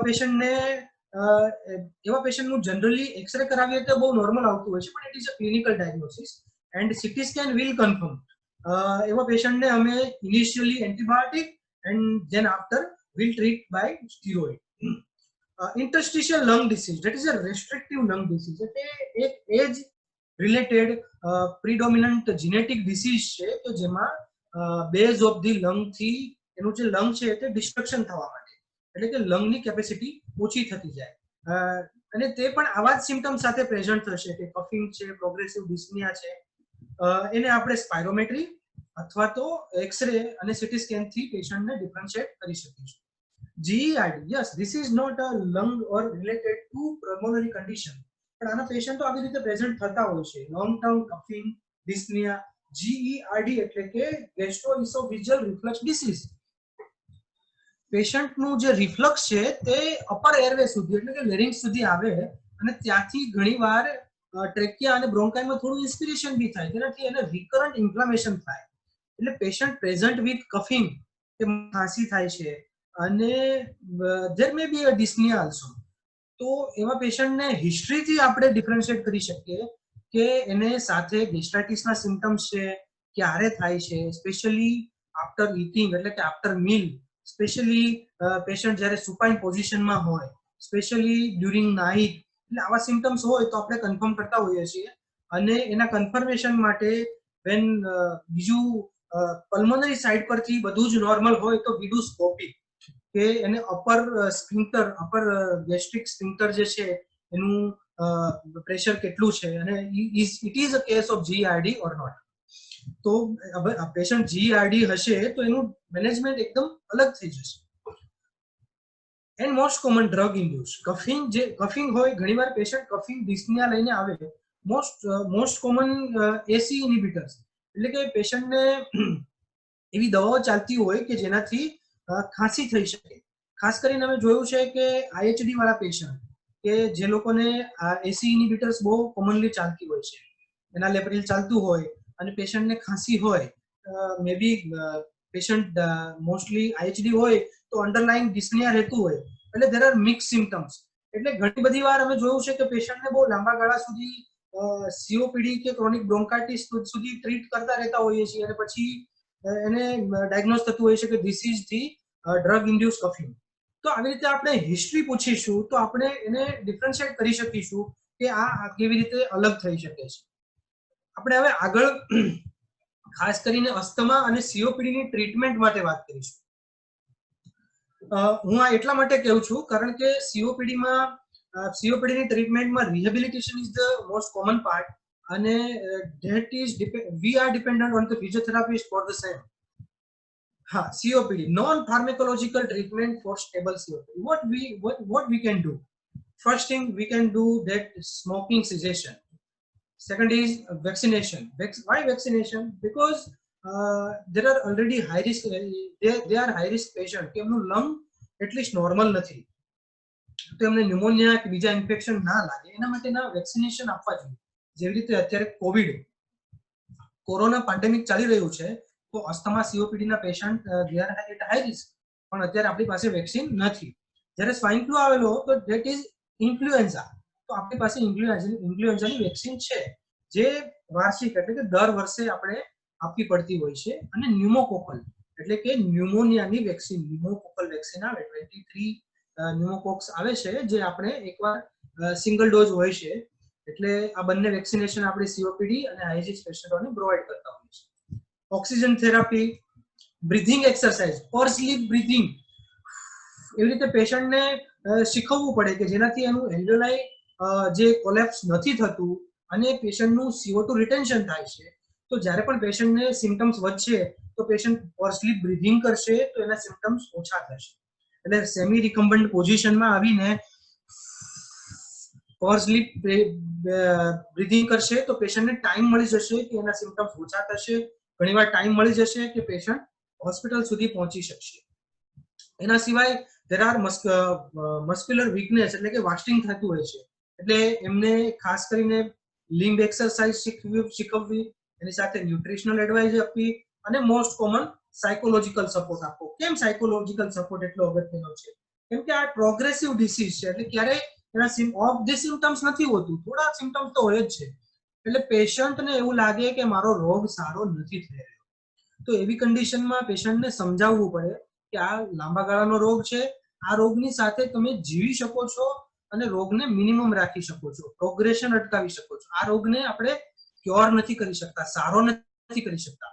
કારણ કે પેશન્ટ ઘણીવાર અમારી પાસે આવે તો જે દવા કે એના સિમ્પટમ્સ માટેની જે તકલીફો હોય એના રિલેટેડ કાઉન્સેલિંગ થતા હોય, પણ આ જે આવા પ્રશ્નો હોય છે એ ઘણીવાર પેશન્ટને સતાવે છે અને ડોક્ટરોને નથી પૂછતા અને જાતે દવા બંધ કરી દે છે.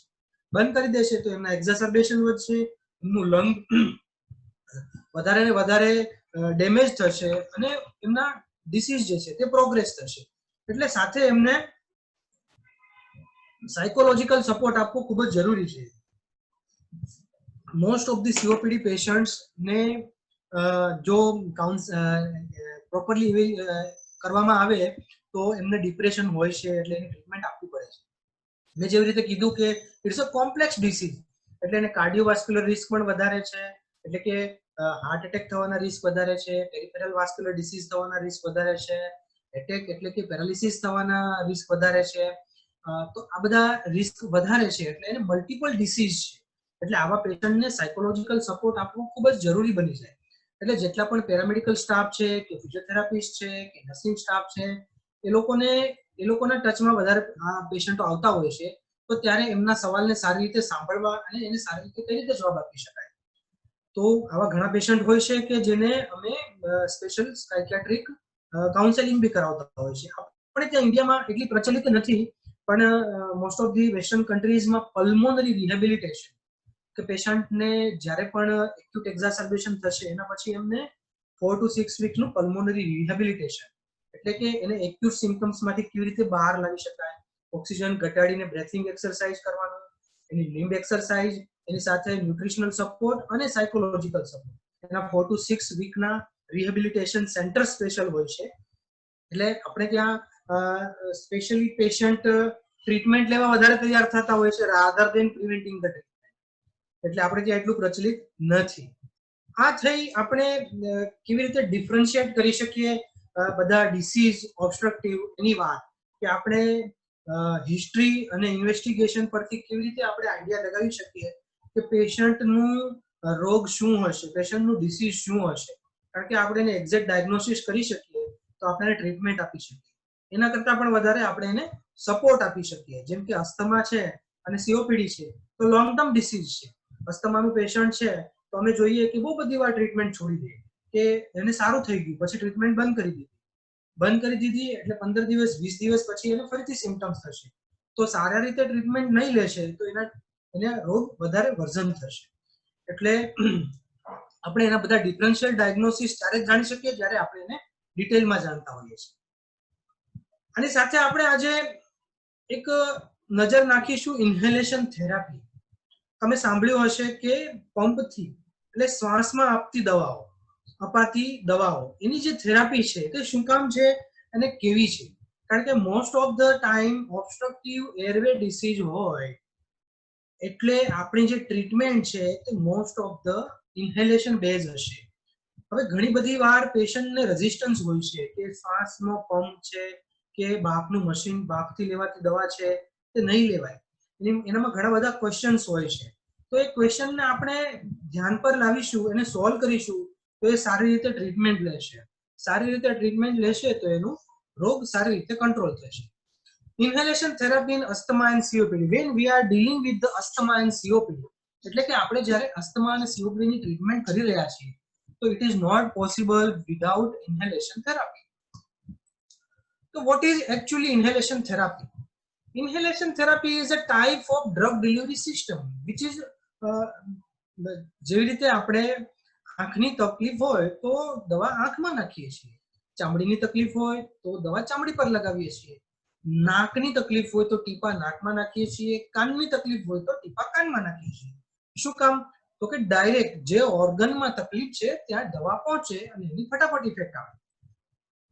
તો પછી લંગમાં ડાયરેક્ટ કેવી રીતે નહીં નાખી શકીએ આપણે? જે આપણે લંગ મતલબ કે પલ્મોનરી ડિસીઝમાં અપાતી દવા છે કે જે ડાયરેક્ટ શ્વાસ દ્વારા આપણે ફેફસામાં પહોંચાડીએ છીએ, તો એની જે એકચ્યુઅલ ટ્રીટમેન્ટ છે તે આ હોવી જોઈએ. અહીં નોર્મલ સ્ટ્રક્ચર છે કે આવી રીતે આપણે નોસ્ટ્રિલથી શ્વાસ લઈએ છીએ, ફેરિંગ્સ અને લેરિંગ્સથી ટ્રેકિયામાં બ્રોન્કસ દ્વારા બંને લંગમાં પહોંચતા હોઈએ છીએ. તો આપણે જે નાકથી અથવા તો શ્વાસથી જે દવા લઈએ તે આપણે ફેફસા સુધી પહોંચાડીએ. હવે જ્યારે પણ અમે પેશન્ટને સમજાવીએ ત્યારે આ નોર્મલ એનાટોમી પેશન્ટને અમે સમજાવતા હોઈએ છીએ કે આપણે જે કંઈ ખાવાનું ખાઈએ તે ઓરલ કેવિટી એટલે મોં મારફતે આ શ્વાસ નળીની પાછળ એક અન્નનળી હોય જે પેટમાં જતી હોય એટલે ત્યાં જશે. જે આપણે ખાવાનું ખાઈશું તે પેટમાં જશે. જે દવા લઈશું ખાવા સાથે, પીવા સાથે, પાણી સાથે એ બધું જ પેટમાં જશે. અને જે શ્વાસ સાથે લઈશું નાક માટે કે મોં વાતે તે બધું જ શ્વાસ વાળી મારફતે ફેફસામાં જશે. એટલે આપણે જ્યારે પણ દવા પીશું, દવા ગોળી ગળીશું તો એ જશે આંતરડામાં અને ત્યાંથી એ લોહીમાં જશે અને ત્યાંથી પેરિફેરલ સર્ક્યુલેશનમાં જશે. અને જે શ્વાસ દ્વારા દવા આપીશું તે ડાયરેક્ટ જશે લંગ. આવી માહિતી અમે પેશન્ટને બહુ સાદી ભાષામાં સમજાવતા હોઈએ છીએ કે જે ડિફરન્શિએટ કરી શકે કે શ્વાસની દવા અલગ છે અને પીવાની દવા અલગ છે. તો વાય ઇનહેલ્ડ થેરાપી, તો સૌથી પહેલા તો લાર્જ ડોઝ ઓરલમાં વાપરવા પડે છે કે અમે જે દવાઓ આપણે જે વાપરતા હોઈએ છીએ કે જે ગળવાની હોય છે, ગોળી હોય છે અથવા તો સિરપ હોય છે, તો યુઝ્યુઅલી એના ડોઝ મિલીગ્રામમાં હોય છે અને જે અમે ઇન્હેલેશન મારફતે આપતા હોય છે એના મોટા ભાગના ડોઝ માઇક્રોગ્રામમાં હોય છે કે એટલે એનાથી લગભગ 10 ગણા જેટલા ઓછા, એટલે બહુ ઓછો ડોઝ વાપરવો પડે. શું કામ? એ ડાયરેક્ટલી લંગમાં જાય છે. એટલે મેં તમને આગળ સમજાવ્યું કે એ જે દવા આપણે ગળીશું તે આંતરડા મારફતે લોહીમાં ભળશે, સર્ક્યુલેશનમાં જશે, ત્યાંથી લીવરમાં એનું મેટાબોલિઝમ થશે, કિડનીમાં જશે, ફેફસામાં જશે, લંગમાં એટલે કે હાર્ટમાં જશે, મગજમાં જશે અને બીજા બધા જ અંગોમાં જશે જ્યાં આપણે જરૂર નથી. હવે લંગનું એટલે કે લંગ પ્રાઇમરી કન્ડિશન એની જે ઇન્વોલ્વ છે તે લંગ છે. હવે પેશન્ટને જરૂર છે ફેફસામાં અને આની દવા જશે બધે જ. એવું શું કામ કરવું જોઈએ? જે ડાયરેક્ટ ફેફસામાં જાય એવી દવા આપીએ આપણે તો ઓછામાં ઓછો ડોઝ વાપરી શકીશું. ઓરલ આપીશું તો ગ્રેટર સાઇડ ઇફેક્ટ, કારણ કે બધા જ ઓર્ગનમાં જશે એના જગ્યા પર ઇન્હેલેશન દવા ખાલી ફેફસામાં જશે તો એની ઇન્હેલેશન થી ડાયરેક્ટ ફેફસામાં જાય તો સાઇડ ઇફેક્ટ બી ઓછી થશે.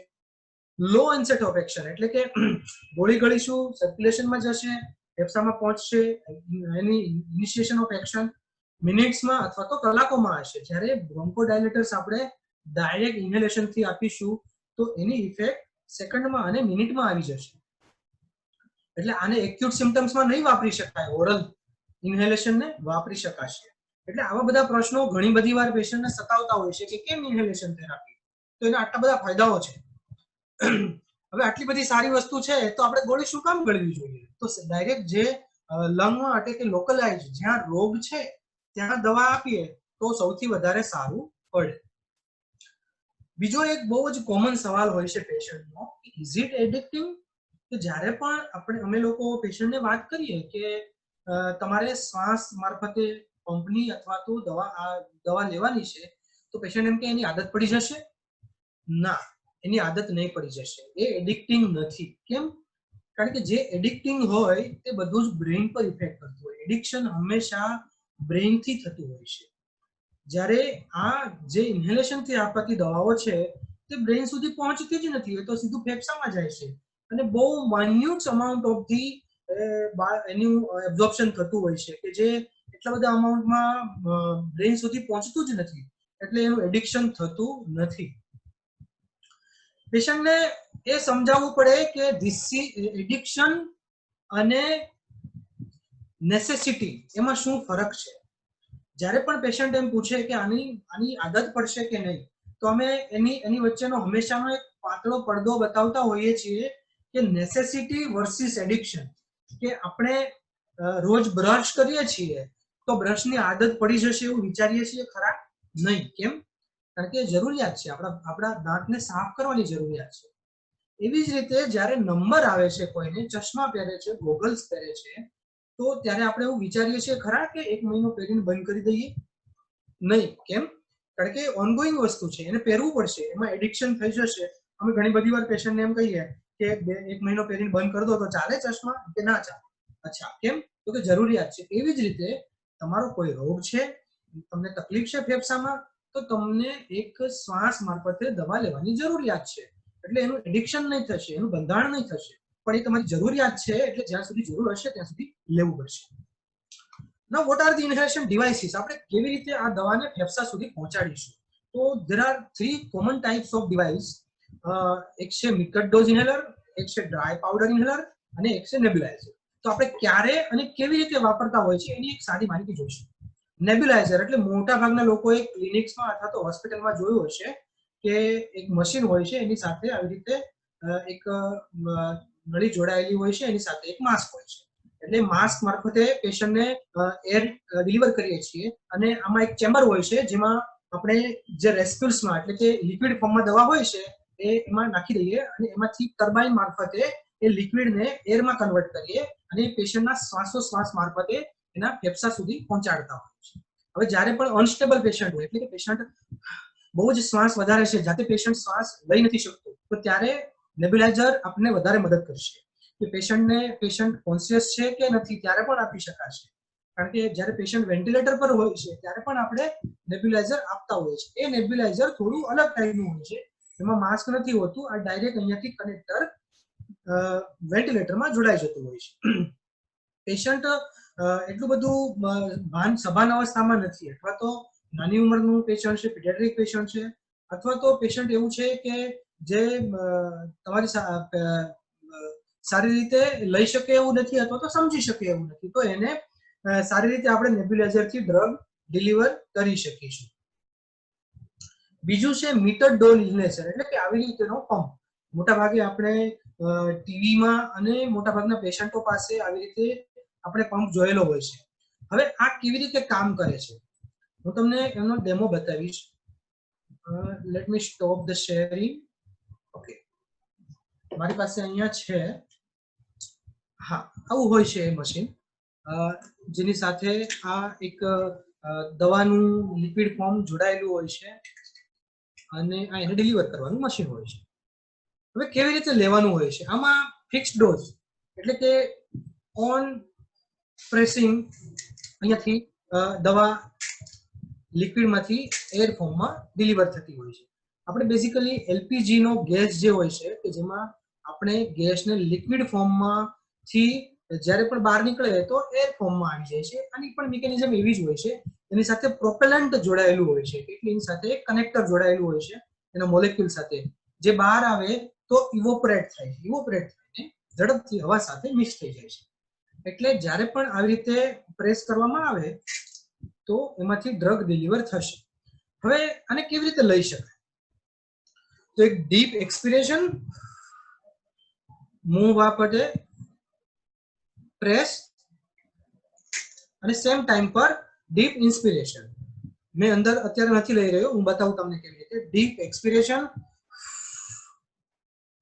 પ્રેસિંગ અને એની સાથે ઇન્સ્પિરેશન, એટલે કે દવા જેવી જ ડિલિવર થાય છે તો તરત જ પેશન્ટે એની દવા ખેંચવી પડે છે, એટલે કે કોઓર્ડિનેશન કરવું પડે છે.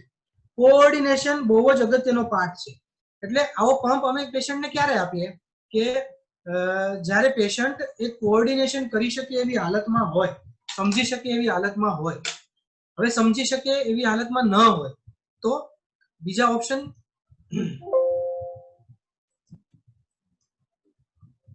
સ્પેસર, એટલે કે આ જે મીટર્ડ ડોઝ છે એની સાથે એક સ્પેસર જોડી દેતા હોઈએ છીએ. એક આવું હોલો સ્ટ્રક્ચર હોય છે કે જેની સાથે એનું કનેક્ટર હોય છે, આની સાથે જોડી દઈએ અને પછી જે ડ્રગ છે તે હોલો સ્ટ્રક્ચરમાં રિલીઝ કરીએ. અહીં એક વાલ્વ હોય છે વન વે, એટલે પેશન્ટ જ્યારે ઇન્સ્પિરેશન કરશે ત્યારે એની દવા ડિલિવર થશે. એટલે કે કોઓર્ડિનેશનનો પ્રોબ્લેમ હોય કે દબાવીએ તરત પેશન્ટ લઈ શકે એવી હાલતમાં નથી, કોઓર્ડિનેશન સમજી શકતું નથી, તો we should use this connector. એ કનેક્ટરમાં હવા જશે અને ત્યાંથી પેશન્ટ લેશે. એમાં વન વે વાલ્વ છે, એટલે જ્યારે પણ ઇન્સ્પિરેટરી ફ્લો આવશે તો આ વાલ્વ ખુલશે અને જ્યારે પણ એક્સપિરેશન થશે તો વાલ્વ બંધ થઈ જશે. એટલે કે દવા ત્યારે જ અંદર જશે જ્યારે પેશન્ટ ખેંચશે.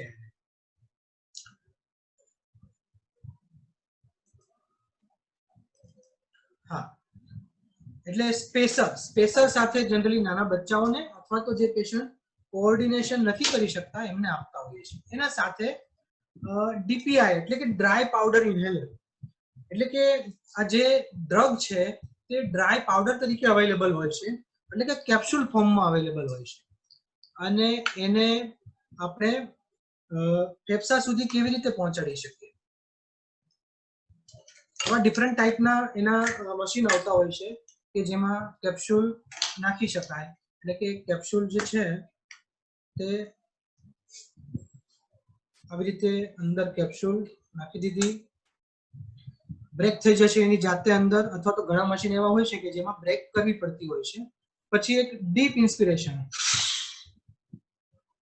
આનો શું ફાયદો થશે કે જે પંપની તકલીફ હતી કે કોઓર્ડિનેશનની જરૂર પડે છે તેવી જરૂર ડ્રાય પાવડર ઇન્હેલરમાં નહીં પડશે, કે પેશન્ટને પ્રેસ કરીને ઇન્હેલ કરવાનું છે નહીં. આમાં જ્યારે પેશન્ટ ઇન્હેલ કરશે ત્યારે જ ઇન્સ્પિરેશન કરશે, ત્યારે જ પ્રેશર આવશે, નેગેટિવ પ્રેશર, અને ત્યારે જ દવા ખેંચાશે અને ફેફસા સુધી પહોંચશે. એટલે this are the different types of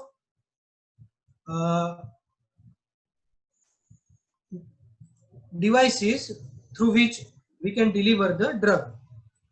એટલે આપણે ત્રણ જાતના ડિવાઇસ જોયા. તો નેબ્યુલાઇઝર જે અનસ્ટેબલ પેશન્ટમાં આપીશું, લિટર ડોઝ ઇન્હેલર કે જે કોઓર્ડિનેશન કરી શકે એવા પેશન્ટમાં આપીશું, વિથ સ્પેસર સ્પેશિયલી પીડિયાટ્રિક એજમાં આપીશું, અને ડીપીઆઈ કે જે સારી રીતે ખેંચી શકે, જેનો ઇન્સ્પિરેટરી ફ્લો સારો છે એવા પેશન્ટને આપીશું. ડીપીઆઈ નો બીજો ફાયદો એ થશે કે પેશન્ટ શુડ કેરી એને એના ખીચામાં જ લઈને ફરી શકશે, કે જ્યારે પણ એ લેવાની જરૂર પડે ત્યારે લઈ શકશે. આ બધાના અલગ અલગ ડ્રગ ડિપોઝિશન કેટલી હોય છે? નેબ્યુલાઇઝર 5 થી 10%, એમડીઆઈ એટલે કે પંપ જે છે તે 10 થી 20%, એની સાથે સ્પેસરને જોડી દઈશું તો 20 થી 30%, અને ડીપીઆઈ એટલે કે ડ્રાય પાવડર ઇન્હેલર હોય તો 20 થી 30% જેવી ડ્રગ આપણે ડિપોઝિશન કરી શકીશું. હોપ કે આ તમને બહુ સારી રીતે સમજમાં આવ્યું હશે. Inhalation therapy is the best therapy and current modality of the treatment for COPD and asthma. Thank you. This is all about the obstructive lung disease and the primary treatment of the asthma and COPD. Mehul ભાઈ, Yes, sir. Hope કે તમે બધાએ સારી રીતે સમજ્યા હશો અને સાંભળ્યું હશે. કોઈ ક્વેશ્ચન હોય સ્પેશિયલી એમનો આન્સર કરવા માટે રેડી છું. Sir, I was literally amazed and very happy the way you have explained. Okay. એટલું મસ્ત બધી નાની વસ્તુઓ તમે એક્સપ્લેન કરી છે ને સર. It was like મારા મગજમાં ઘણું બધું ટ્રાન્સલેશન કરી રહ્યો હતો કે હું મોટું ગુજરાતીમાં જ મોટે ભાગે બોલું, કે જેથી કરીને આપણા જે શ્રોતાઓ છે એમને સારી રીતે સમજાય. ના correct. Mind blowing sir, very informative, very detailing. And જે કે છે ને કે આ જે ગુજરાતી ભાષા જે ખરેખર દિલથી નીકળતી હોય અને દિલ સુધી પહોંચતી હોય પછી ત્યાં કોઈ પ્રશ્ન જ આવતો નથી હોતો. બરોબર છે? કારણ કે માતૃભાષા આપણી માતૃભાષા છે, અને માતૃભાષામાં જે આપણે બોલી શકીએ છીએ એ દુનિયાની કોઈ બીજી ભાષામાં નથી બોલી શકતા. આ એક સત્ય છે. એટલે બહુ જ ખરેખર ઇન્ફોર્મેટિવ, અને હોપ કે બધા જ આપણા જે એટેન્ડિસ છે એ ખરેખર આ આપણા સેશનને એન્જોય કર્યો હશે. સારું એવું એ લોકો પાસે જ્ઞાન આવ્યું હશે. અને થેન્ક્સ ફોર યોર ટાઈમ. તમારો જે આ વ્યસ્તતાની વચ્ચે તમે અમને સમય આપી અને અમારી સંસ્થા માટે જે બી મદદરૂપ થયા છે એ બદલ હું સંસ્થા તરફથી આપનો ખૂબ ખૂબ આભાર વ્યક્ત કરું છું. Thank you. Yes, sir. So all the participants and the viewers, if you have any queries, any doubt, if you want to communicate, please drop your queries in the inbox. I will convey to the Silas sir. So if you have any queries or question, you can ask. એક question છે, ફરાઝ સૈયદે પૂછેલો છે. Is there any side effects while trial use of asthma medication during diagnosis if the patient is not suffering from asthma? Yes. ના ફરાભાઈ, મારે કેવું છે કે મેં જે ઇન્હેલેશન પાર્ટમાં સમજાવ્યું કે એ ડાયરેક્ટલી ઇન્હેલેશન મારફતે એટલે કે ડાયરેક્ટલી ફેફસામાં પહોંચે છે, અને એ પણ આપણે માઇક્રોગ્રામ અમાઉન્ટમાં આપીએ છીએ. જે ગળવાની ગોળી છે તે મિલીગ્રામમાં આપીએ છીએ, જે ઇન્હેલેશનના ડોઝ છે તે અમે માઇક્રોગ્રામ ડોઝમાં આપતા હોઈએ છીએ. તો એ માઇક્રોગ્રામ એટલે બહુ ઓછો ડોઝ છે, એટલે એમાંથી જો માઇન્યુટ અમાઉન્ટ એબ્ઝોર્બ બી થઈ જશે તો પણ એની કોઈ સાઇડ ઇફેક્ટ નહીં થશે. એટલે અસ્થમામાં primary treatment is corticosteroid, I know date.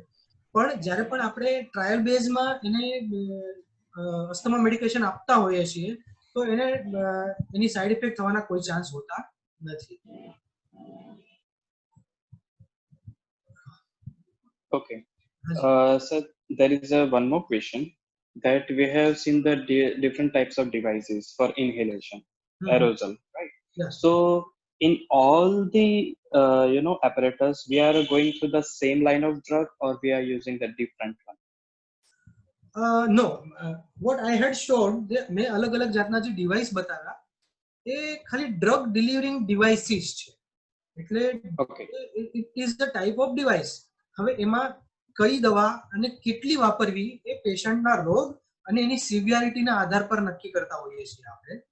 એટલે અસ્થમાનું પેશન્ટ હોય તો પ્રાઇમરી ICS એટલે કે ઇનહેલ્ડ કોર્ટિકોસ્ટેરોઇડ બુડેસોનાઇડ આવે તો generally we start with 200 milligram 200 milligram BD આપતા હોઈએ છીએ અને નહીં કંટ્રોલ હોય તો 400, નહીં કંટ્રોલ હોય તો એનાથી ઉપર ટોટલ 1600 સુધી જતા હોઈએ છીએ એવી જ રીતે COPD માં we start with ipratropium or tiotropium once daily and will titrate according to symptoms એટલે આ એક ડ્રગ ડિલિવરિંગ ડિવાઇસીસ છે હવે એમાં કઈ દવા વાપરવી એ અલગ અલગ આવતી હોય છે જેવી રીતે મેં તમને જે બતાવી કે આ એની દવા છે કે જેના ઉપરથી આપણે નક્કી કરીએ કે કેટલા ડોઝ આપીશું એવું છે અને કયા ડિવાઇસીસ થી આપીશું તે ટાઈપ ઓફ પેશન્ટ કે એનો ઇન્સ્પિરેટરી ફ્લો કેટલો છે પેશન્ટ કેટલું સારી રીતે લઈ શકે એવું છે પેશન્ટ ટ્રીટમેન્ટ સાથે કેવી રીતે જોડાયેલું છે એના આધારે નક્કી કરતા હોઈએ છીએ. Okay, yes. The second question was associated to that only, sir, that you just covered the point. That the question was something like, which inhalation therapy is reliable and why? So you just covered the answer also, sir. That depends on the patient condition and how he is responding to us. So I hope the one who has asked the question has got the answer, right? That is completely based on the patient. If he is able to do that, okay, then the patient will definitely able to coordinate. Then inhalation will be the good one, inhaler. Yeah. If it is pediatric, then the spacer will be used. Then it is inhaler. Spacer is the good option. Yes. Yeah. And sir, there is one more question. If the patient is suffering from a breathlessness since last 10 to 15 days, and the complaint the patient is having in the night and early morning, both the time the patient is having a breathlessness. So at that point of time, what should we do? Like what all things that we should keep as a differential diagnosis, and finally how to come up to the final diagnosis. Okay. Patient is complaining only the early morning and the night. કે પેશન્ટની ઉંમર કેટલી છે એ કેટલું high risk છે જો younger એજ patient હશે તો there are a chance કે the starting symptoms of the asthma may be there પણ જો 10-15 દિવસથી છે અને પહેલી વાર છે ઓલ્ડર એજ પેશન્ટ છે તો we should have to think for cardiac first કારણ કે COPD કે અસ્થમા 15 દિવસમાં નહીં થઈ જશે તો આપણે કાર્ડિયાક પોઈન્ટ ઓફ વ્યૂ માટે પહેલા ઇવેલ્યુએટ કરવું જોઈએ અને જો પેશન્ટ પીડિયાટ્રિક એજમાં હશે અને અર્લી 10-15 દિવસથી એને જો બ્રેથલેસનેસ છે then we should think કે અસ્થમાની શરૂઆત હોઈ શકે એટલે further investigation first we do x-ray and then evaluate accordingly એટલે કે એજ અને એના રિલેટિવ સિમ્પટમ્સ એ વધારે અગત્યના છે rather than only breathlessness અને 15 દિવસથી છે કારણ કે 15 દિવસથી COPD તો નહીં જ હશે એ તો પ્રોગ્રેસિવ હશે અને એક તો એક્સક્લુઝન થઈ જશે એટલે પેશન્ટને સાથે પૂછવું પડશે કે એને ઓર્થોપનિયા છે કે નહીં એની સાથે એને સિવિયરિટી કેટલી છે મેં આવું એક ઓલ્ડ પેશન્ટ લગભગ 8-10 વર્ષની એજનું પેશન્ટ હતું મેં જોયું હતું કે એને 10-15 દિવસથી બ્રેથલેસનેસ હતું અને વી ઇવેલ્યુએટેડ અને વી ફાઉન્ડ ધેટ કે પેશન્ટ કઈ નાની વસ્તુ ઇન્હેલ કરી ગયેલું હતું અને એના બ્રોન્કસમાં ફસાઈ ગયેલું હતું જેને લઈને એને acute origin of the inhalation acute origin of the breathlessness થયેલું હતું એટલે xray will diagnose And sir, the same question, one more associated the previous one. Suppose आज वस्तु suppose chronic हसे sir. For example, 8-10 वर्ष 15 वर्ष સુધી ની હશે and the patient is a complaint of breathlessness. And same morning also છે અને એને રાત્રે પણ છે early morning and in the midnight also. And having a complaint since 8-10 years or 15 years or so. So એ ટાઈમે આપણે શું વિચારી શકીશું sir? 8 to 10 years છે then we should ask an persistent checking. એટલે કે ઇન બિટવીન ટાઈમમાં એટલે કે જ્યારે મોન્સૂન છે શિયાળો છે ઉનાળો છે તો એને પેશન્ટને સિમ્પટમ્સ છે કે નહીં જો એ પીરિયડમાં પેશન્ટના સિમ્પટમ્સ ઓછા હશે અને ખાલી ઠંડીની સિઝનમાં વધારે હશે તો there are more chances of asthma. If there are persistent symptoms and increase during the winter season, there are the chances of COPD. We should have to go for spirometry and use of bronchodilators, trial of bronchodilator for them. This patient ideally should convert in between this, the asthma and bronchodilator. Many of the patient, ઘણા બધા patient એવા હોય છે કે જે long term અસ્થમેટિક હોય છે અને અનડાયગ્નોઝ અનટ્રીટ હોય છે અને એ લાંબા ગાળે they convert into COPD. We term that asthma COPD over syndrome. એટલે કે આવા પેશન્ટ પણ હોય છે જે લાંબા ગાળાથી હોય અનટ્રીટ રહ્યા છે and converted into COPD. Okay, got it. Yeah, and there is a one more question, sir. The question is something like using of a bronchodilator as in a diagnosis of asthma, sir, like while going for the PFT. So using of a bronchodilator as in a diagnostic procedure of an asthma. So why are we using corticosteroid as a treatment, sir? Why not bronchodilator itself? Yes doctor Niyati Patel એમણે સવાલ પૂછ્યો છે. Yes. હા, there are two types of molecule available. અસ્થમામાં અમે જે દવા વાપરીએ ને તે બે પ્રકારની દવા છે. એક બ્રોન્કોડાયલેટર છે એટલે કે બીટા 2 એગોનિસ્ટ છે અને બીજું છે તે કોર્ટિકોસ્ટેરોઇડ છે. તો આ બંને અલગ વસ્તુ છે. એક જે છે તે એના સિમ્પટમ્સ રિલીવ કરે છે અર્લી એટલે કે રિલીવર છે, અને સ્ટીરોઇડ જે છે તે એનું મેન્ટેનન્સ ડોઝ એટલે કે એને persistent એની પેથોલોજીને રિવર્સ કરશે. હું સાદી ભાષામાં કહું તો મલેરિયા થયો અને તાવ આવેલો છે, તો તાવ માટે આપણે પેરાસિટામોલ ડોલો ગળીશું પણ CHQ અથવા તો એન્ટી મલેરિયલ ટ્રીટમેન્ટ નહીં લઈએ તો મલેરિયા સારો નહીં થાય, ખાલી તાવ 6 કલાક માટે ઓછો થશે. તો એવી જ રીતે બ્રોન્કોડાયલેટર્સ બીટા 2 એગોનિસ્ટ અમે અસ્થમાના પેશન્ટમાં સિમ્પટમ રિલીવ કરવા માટે વાપરીએ કે જે અર્લી સ્ટેજમાં એના સિમ્પટમ્સ રિલીઝ કરી આપશે, બ્રોન્કલ ડાયલેટેશન કરી આપશે. પણ જે બ્રોન્કિયલ ઇન્ફ્લામેશન થયું છે, persistent થિકનેસ થઈ છે, તેને ઓછી કરવા માટે, persistent આગળ ના વધે, લોંગ ટર્મમાં કન્વર્ટ ના થાય એને ઓછી કરવા માટે સ્ટીરોઇડ વાપરતા હોઈએ છીએ, એટલે કે એને મેન્ટેનન્સ ડોઝ કહેતા હોઈએ છીએ. એટલે there are relievers and maintenance, એટલે કે આ બંને અલગ વસ્તુ છે. એટલે કે સ્ટીરોઇડ ક્યારે વાપરીએ કે એને એના પેથોલોજી અલ્ટર કરવા માટે, અને બ્રોન્કોડાયલેટર્સ ફોર સિમ્પટમ રિલીફ. એટલે જે પ્રાઇમરી અમે ટ્રીટમેન્ટ ડાયગ્નોસિસ કન્ફર્મેશન માટે આપતા હોઈએ છીએ કે બ્રોન્કોડાયલેટર્સ આપતા હોય છે. સાદી ભાષામાં અસ્થલિન એટલે કે લિવોસાલ્બ્યુટામોલ છે કે જે અસ્થલિન નામથી બજારમાં મળે છે, એનાથી નેબ્યુલાઇઝર આપીએ અને પેશન્ટને રિપીટ ટેસ્ટિંગ કરીએ કે એનું સ્પાયરોમેટ્રી ઇમ્પ્રુવ થયું કે નહીં. એટલે નિયતિબેન મારે ખાસ જણાવવું પડે કે આ બંને અલગ વસ્તુ છે અને અલગ એના માટે વપરાતા હોય છે. Thank you. Mehulbhai. Yes.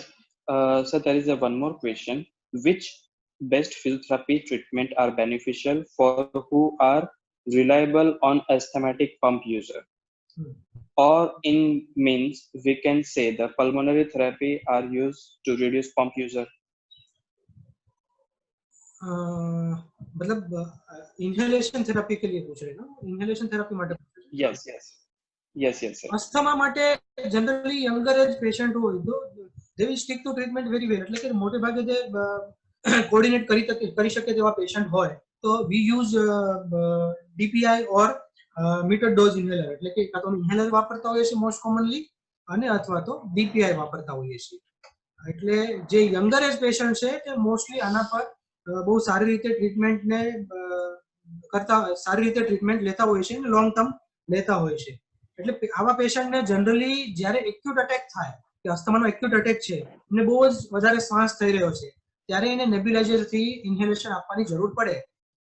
Otherwise for maintenance they use either DPI or MD. Yes, sir. And there is one more question, sir.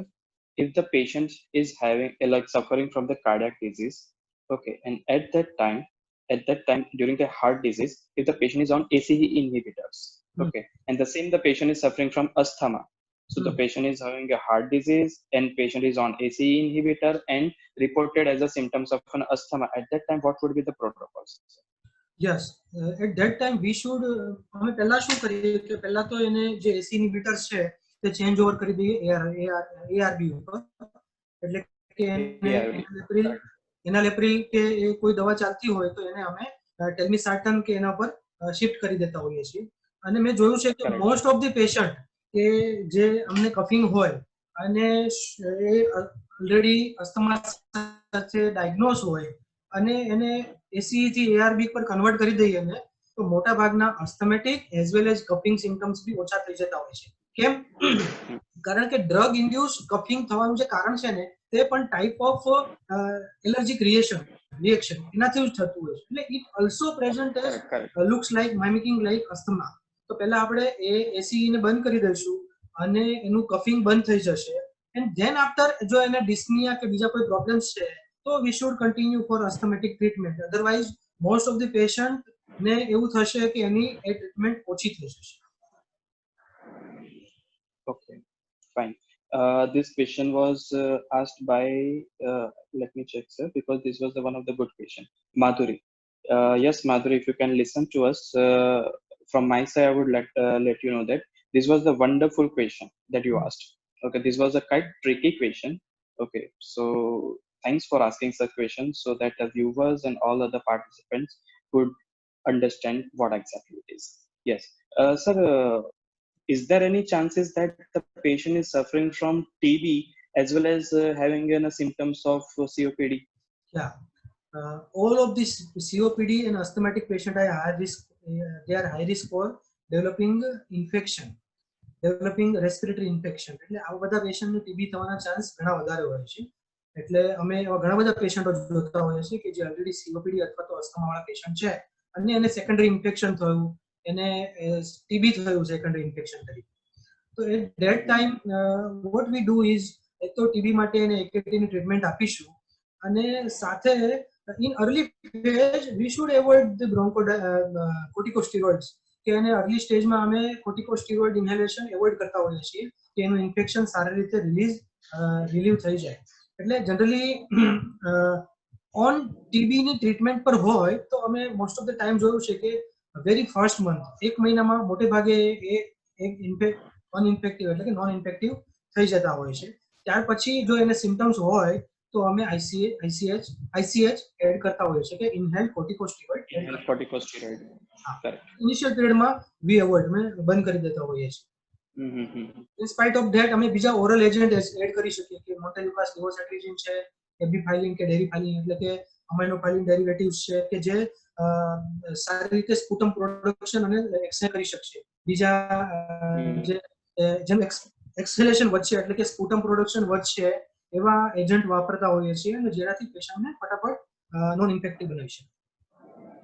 Okay, and sir એક બીજો એક ક્વેશ્ચન છે કે યુઝ્યુઅલી જ્યારે કાર્ડિયાક સર્જરી હોય છે, whether it is pediatric cardiac or adult cardiac, let's talk about adult cardiac, CABG ની અગર વાત કરીએ આપણે તો યુઝ્યુઅલી એવું થતું હોય છે કે સર્જને છે તો પરફેક્ટલી સર્જરી કરી છે, રૂટીન ક્લોઝર થયું છે, and then the vital hemodynamic, the patient was stable and about to within 1 or half an hour the patient was about to extubate, but suddenly certain thing happened and patient could not got an extubation, and patient was gone for the prolonged hypoxic drive. So at that time, what is happening with the lungs? Because everything was pre-operatively, the X-ray was clear, everything was right. The fitness of the patient was absolutely perfect. Diabetes and the hypertension was under control. But suddenly, the surgeon was about to thought of to extubate the patient, and suddenly hypoxic drive occurs, and then patient went into coma, deep coma. So because being a cardiac, my specialty, I have seen that, sir. The many of the cases in the cardiac ICU. Out of 100, one case comes in such a way that. So what is happening is because surgery is normal, graft is taken normal, the reperfusion was quite good, ECG changes were showing absolutely normal, these ST segments were quite normal, everything, the reperfusion occurs, the S1, S2 was quite absolutely normal. So cardiac sign was not there, but patient went again for a drive, and then later on patient had to go for a tracheostomy. Yeah, there are word called reactive spasm, especially in prolonged surgery. લાંબી જે સર્જરીઓ ચાલે ને તેમાં આવું ઘણી બધી વાર જોવા મળે છે. એટલે એમાં many time drug induce, many time prolong જે ઇન્ક્યુબેશન રહ્યું છે એને, અને મેની ટાઈમ્સ પોસ્ટ ઓપરેટિવ રીપરફ્યુઝન ઇડીમા કહેવાય એને ટાઈમ. એટલે રિએક્ટિવ સ્પાઝમ થાય એટલે બ્રોન્ક્યોલ્સ જે છે ને તે કન્સ્ટ્રિક્ટ થઈ જાય, જે આપણે અસ્થમામાં વાત કરીએ ને કન્સ્ટ્રિક્ટ થાય એવી રીતે, એટલે એનું હાઇપોક્સિયા થાય. હવે કાર્ડિયોપલ્મોનરી જે એસેસમેન્ટ છે કે કાર્ડિયો ફેફસા અને હૃદય બંને સાથે કામ કરતું હોય છે. જ્યારે પણ એકમાં કંઈ તકલીફ થાય તો એકબીજા સાથે એને કોઓર્ડિનેટ કરવાનું હોય છે. તો કાર્ડિયાક સર્જરી ઘણી બધી વાર એવું થાય કે રીપરફ્યુઝન એડીમા અને રિએક્ટિવ સ્પાઝમ થતું હોય છે. તો એટ ધેટ ટાઈમ હાઇપોક્સિયા એટલે કે મોર ધેન 5 મિનિટ્સ જેવું જો એ હાઇપોક્સિયા રહ્યું હોય તો patient should go in the comma, એટલે કે હાઇપોક્સિક ઇન્જરી થાય તો કોમામાં જતું રહેતું હોય છે. એટલે જનરલી આવા પેશન્ટ લાંબી સર્જરી હોય તો અમે બહુ એને જનરલી પોસ્ટ ઓપરેટિવ આઈસીયુમાં મોનિટરિંગમાં રાખતા હોઈએ છીએ અને ઇમિડિયેટ એક્સ્ટુબેશન બી એવોઇડ કરતા હોઈએ છીએ કે પેશન્ટને એવું કોઈ સ્પાઝમ ના થાય, બીજું બધું ઓવરઓલ બરાબર ચાલી રહ્યું છે, વાઇટલ પેરામીટર બરાબર છે, પેશન્ટ બરાબર કોન્શિયસ થાય, એના પછી જ અમે એને એક્સ્ટુબેટ કરતા હોઈએ છીએ. Or else we need to, or else we are going for CPAP if we are having any sort of doubt in mind. બીજા જે પેરામીટર છે તે જોઈને આપણે નક્કી કરતા હોઈએ છીએ. પણ we should weight four consciousness, કે એકવાર પેશન્ટ કોન્શિયસ થયું પછી જ એક્સ્ટુબેટ કરતા હોઈએ છીએ, જેથી રિએક્ટિવ સ્પાઝમ, ઘણીવાર અર્લી ઇન્ટ્યુબેશન હોય, પેશન્ટ કોન્શિયસ ના હોય તો there are chances of જે ગેસ્ટ્રિકમાં કંઈ પણ એનું ખોરાક છે કે બીજું કંઈ પડેલું છે તો એ ઉપર આવીને એનાથી એ ઇન્હેલ કરી જશે, એટલે કે એસ્પિરેટ કરી જશે. Aspirate કરશે. Aspiration is also a major problem the patient like this. Okay, and so last question. You have in your entire career as a chest physician, you have seen plenty of cases, obstructive disease and COPDs and asthma and many of the varieties. Right? So at that time, in your personal life or as a chest physician, what do you think? How much an important role of a physiotherapy for that particular patient of rehabilitation? As you have mentioned, the patient should go for pulmonary rehabilitation, but that scope is still limited in India. Okay, so at that time, what is the importance of a physiotherapist that as a chest physician you feel that exactly at this point of time I need chest physiotherapist? I should say especially in COPD and bronchiectasis. આ એવા કેટેગરીના patients છે કે જેમાં ફિઝિયોથેરાપીનો ખૂબ સારો role છે. મેં COPD માટે વાત કરી કે જ્યારે પણ એક્ઝાસર્બેશન થાય તો પેશન્ટને રિહેબિલિટેશન કરવું જોઈએ, કે પેશન્ટનું જે ડિસ્નિયા છે તે વર્ઝન થયેલું છે, એનું પલ્મોનરી ફંક્શન વર્ઝન થયેલું છે, તો એને સ્લોલી ધીમે ધીમે એનું રેસ્પિરેશન નોર્મલ થાય ત્યાં સુધી એને કેવી રીતે શ્વાસ લેવાનો છે અને કેટલી જોરથી લેવાનો છે, એની સાથે એને કેટલી ફિઝિકલ એક્ટિવિટી કરવાની છે, એની ડેલી રિક્વાયરમેન્ટ કેટલી છે, આ બધું એક મેઝરમેન્ટના આધાર પર માપીને એને સ્લોલી ધીમે ધીમે અપગ્રેડ કરી શકાય. એટલે COPDમાં there are role કે after exacerbation and many times without even exacerbation when patient feel કે એનું dyspnea વધી રહ્યું છે તો we should advise કે એનું rehabilitation થવું જોઈએ. અને સ્પેશિયલી સેકન્ડ કેસ બ્રોન્કિએક્ટેસિસ માં બેઝિક પ્રોબ્લેમ શું હોય છે કે એના બ્રોન્કાઇઝ જે છે એના સિસ્ટ બની ગઈ છે, એટલે કે નોર્મલ બ્રોન્કાઈ તરીકે કામ નથી કરી રહ્યા. એના જે એક્સક્રીશન્સ છે તે એક્સેલ થવા જોઈએ, બહાર સુધી નીકળવા જોઈએ, ટ્રેકિયા સુધી તે નથી આવી રહ્યા. તો એટ ધેટ ટાઈમ સ્પેશિયલી ફિઝિયોથેરાપીથી, ખાસ કરીને તમે આઈસીયુમાં ફિઝિયોથેરાપી બહુ સારી રીતે આપતા જોયા હશે કે પેશન્ટને લેટરલ પોઝિશનમાં સુડાવી દઈએ, ત્યાર પછી એને સ્પેશિયલ ફિઝિયો આપીને એનું ડ્રેઇન કરીએ, એટલે કે પ્લેગમ ઝડપથી બહાર નીકળી શકે. તો જેટલા પણ આવા ક્રોનિક બ્રોન્કાઇટિસના અને બ્રોન્કિએક્ટેસિસના પેશન્ટ છે એને અમે ઘેર બી સમજાવતા હોઈએ કે જ્યારે પણ તમને એવું લાગે કે કફ વધારે છે, વધારે તકલીફ થઈ રહી છે, તો તમે જાતે કરી શકો અથવા તો એની સાથે જે એસોસિએટેડ માણસ હોય એમને કરાવી શકો. એના સિવાય physiotherapy in asthma nowadays it is very discussing topic છે કે અસ્થમામાં પણ ફિઝિયોથેરાપી એટલે કે the pattern at which you have to take inhalation and exhalation, it is a type of yoga, what we had said in yoga or pranayam. તો એનો પણ બહુ સારો રોલ છે કે અસ્થમા અને COPD ના જે પેશન્ટમાં છે તે સારી રીતે ધીમે ધીમે એની એક્સરસાઇઝ એની કેપેસિટી પ્રમાણે કેવી રીતે વધારી શકે અને એનાથી એના જે underline inflammation, underline bronchial thickness, underline pathology છે એને કેવી રીતે રિવર્સિબલ બનાવી શકાય.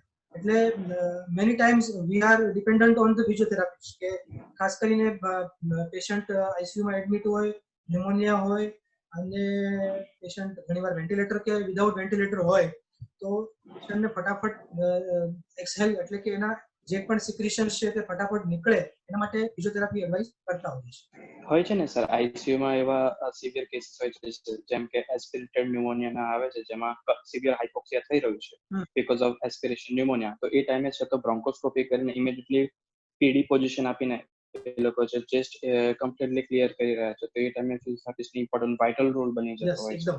એમાં કેવું છે કે મ્યુકસ પ્લગિંગ થઈ ગયું, ઇટ ઇઝ કમ્પ્લીટ બ્લોક થઈ ગયું. ધેન વોટ વી ગો અમે શું કરીએ કે બ્રોન્કોસ્કોપી થી અંદર જઈએ અને જે કમ્પ્લીટ બ્લોક બની ગયું છે એને રિલીવ કરીએ. જે ફ્લેગમ એટલે કે જે મ્યુકસ પ્લગિંગ થઈ ગયું છે એને રિલીવ કરીએ. તો એની પાછળ જે બીજા સિક્રેશન્સ છે તો એની સાથે એ કેવી રીતે આપણે બહાર કાઢી શકીએ, તો એની સાથે અમે ત્યારે ફિઝિયોથેરાપી અટેન્ડન્ટ બી રાખતા હોઈએ છીએ during the procedure also. Correct. And sir, last question from the participant, with the help of physiotherapy and medication, so multidisciplinary, when we approach to the patient in the later life, can patient live freely without symptoms? Pardon? Sir, yes, I'm coming again, sir. When we are dealing with the patient with the help of physiotherapy and the medicine, yes, both. So after recovery, can the patient live their life freely without symptoms, or it will come back again? In COPD, it is less chance that without symptoms patient because in COPD the pathology is not reversible. But in asthma, in bronchiectasis, in bronchiolitis, in CCF, આ બધા પેશન્ટમાં કેવું થશે કે એની pathology reversible છે. એટલે આપણે medication અને physiotherapy કે બીજા કંઈ પણ એની સાથે એસોસિએટેડ ટ્રીટમેન્ટ કરીશું તો એની પેથોલોજી જેવી રિવર્સિબલ થઈ જશે કે પેશન્ટ એસિમ્પ્ટોમેટિક થઈ જશે. COPD માં કેવું થશે કે once in a while patient asymptomatic થશે, but the disease is progressive, એટલે એને થોડા ઘણા સિમ્પટમ્સ ફરીથી આવવાના ચાલુ થશે જ થશે. Okay, thank you, sir. So I think all the questions are over, sir. Yeah. There is one more question, sir. Last one. The participant still on asking, and I don't want to disappoint them. So, sir, last question. The question is, sir, can asthma lead chronic bronchitis after long time? Yeah, I had already mentioned કે ઘણીવાર asthma undiagnosed, untreated રહ્યા હોય તો long term it is converting into COPD. The COPD is the combination of two parts. There are chronic bronchitis and asthma. તો ઘણા એવા patient હોય છે કે જે અસ્થમા અનટ્રીટેડ અથવા તો લોંગ ટર્મ અસ્થમા હોય કે જે ડ્રગને રિસ્પોન્ડ નથી કરતા, they can present as chronic bronchitis. Yes, they present કરતા હોય છે. એને અમે અસ્થમા COPD ઓવર સિન્ડ્રોમ એવું નામ બી આપતા હોઈએ છીએ. ઓકે મેહુલભાઈ.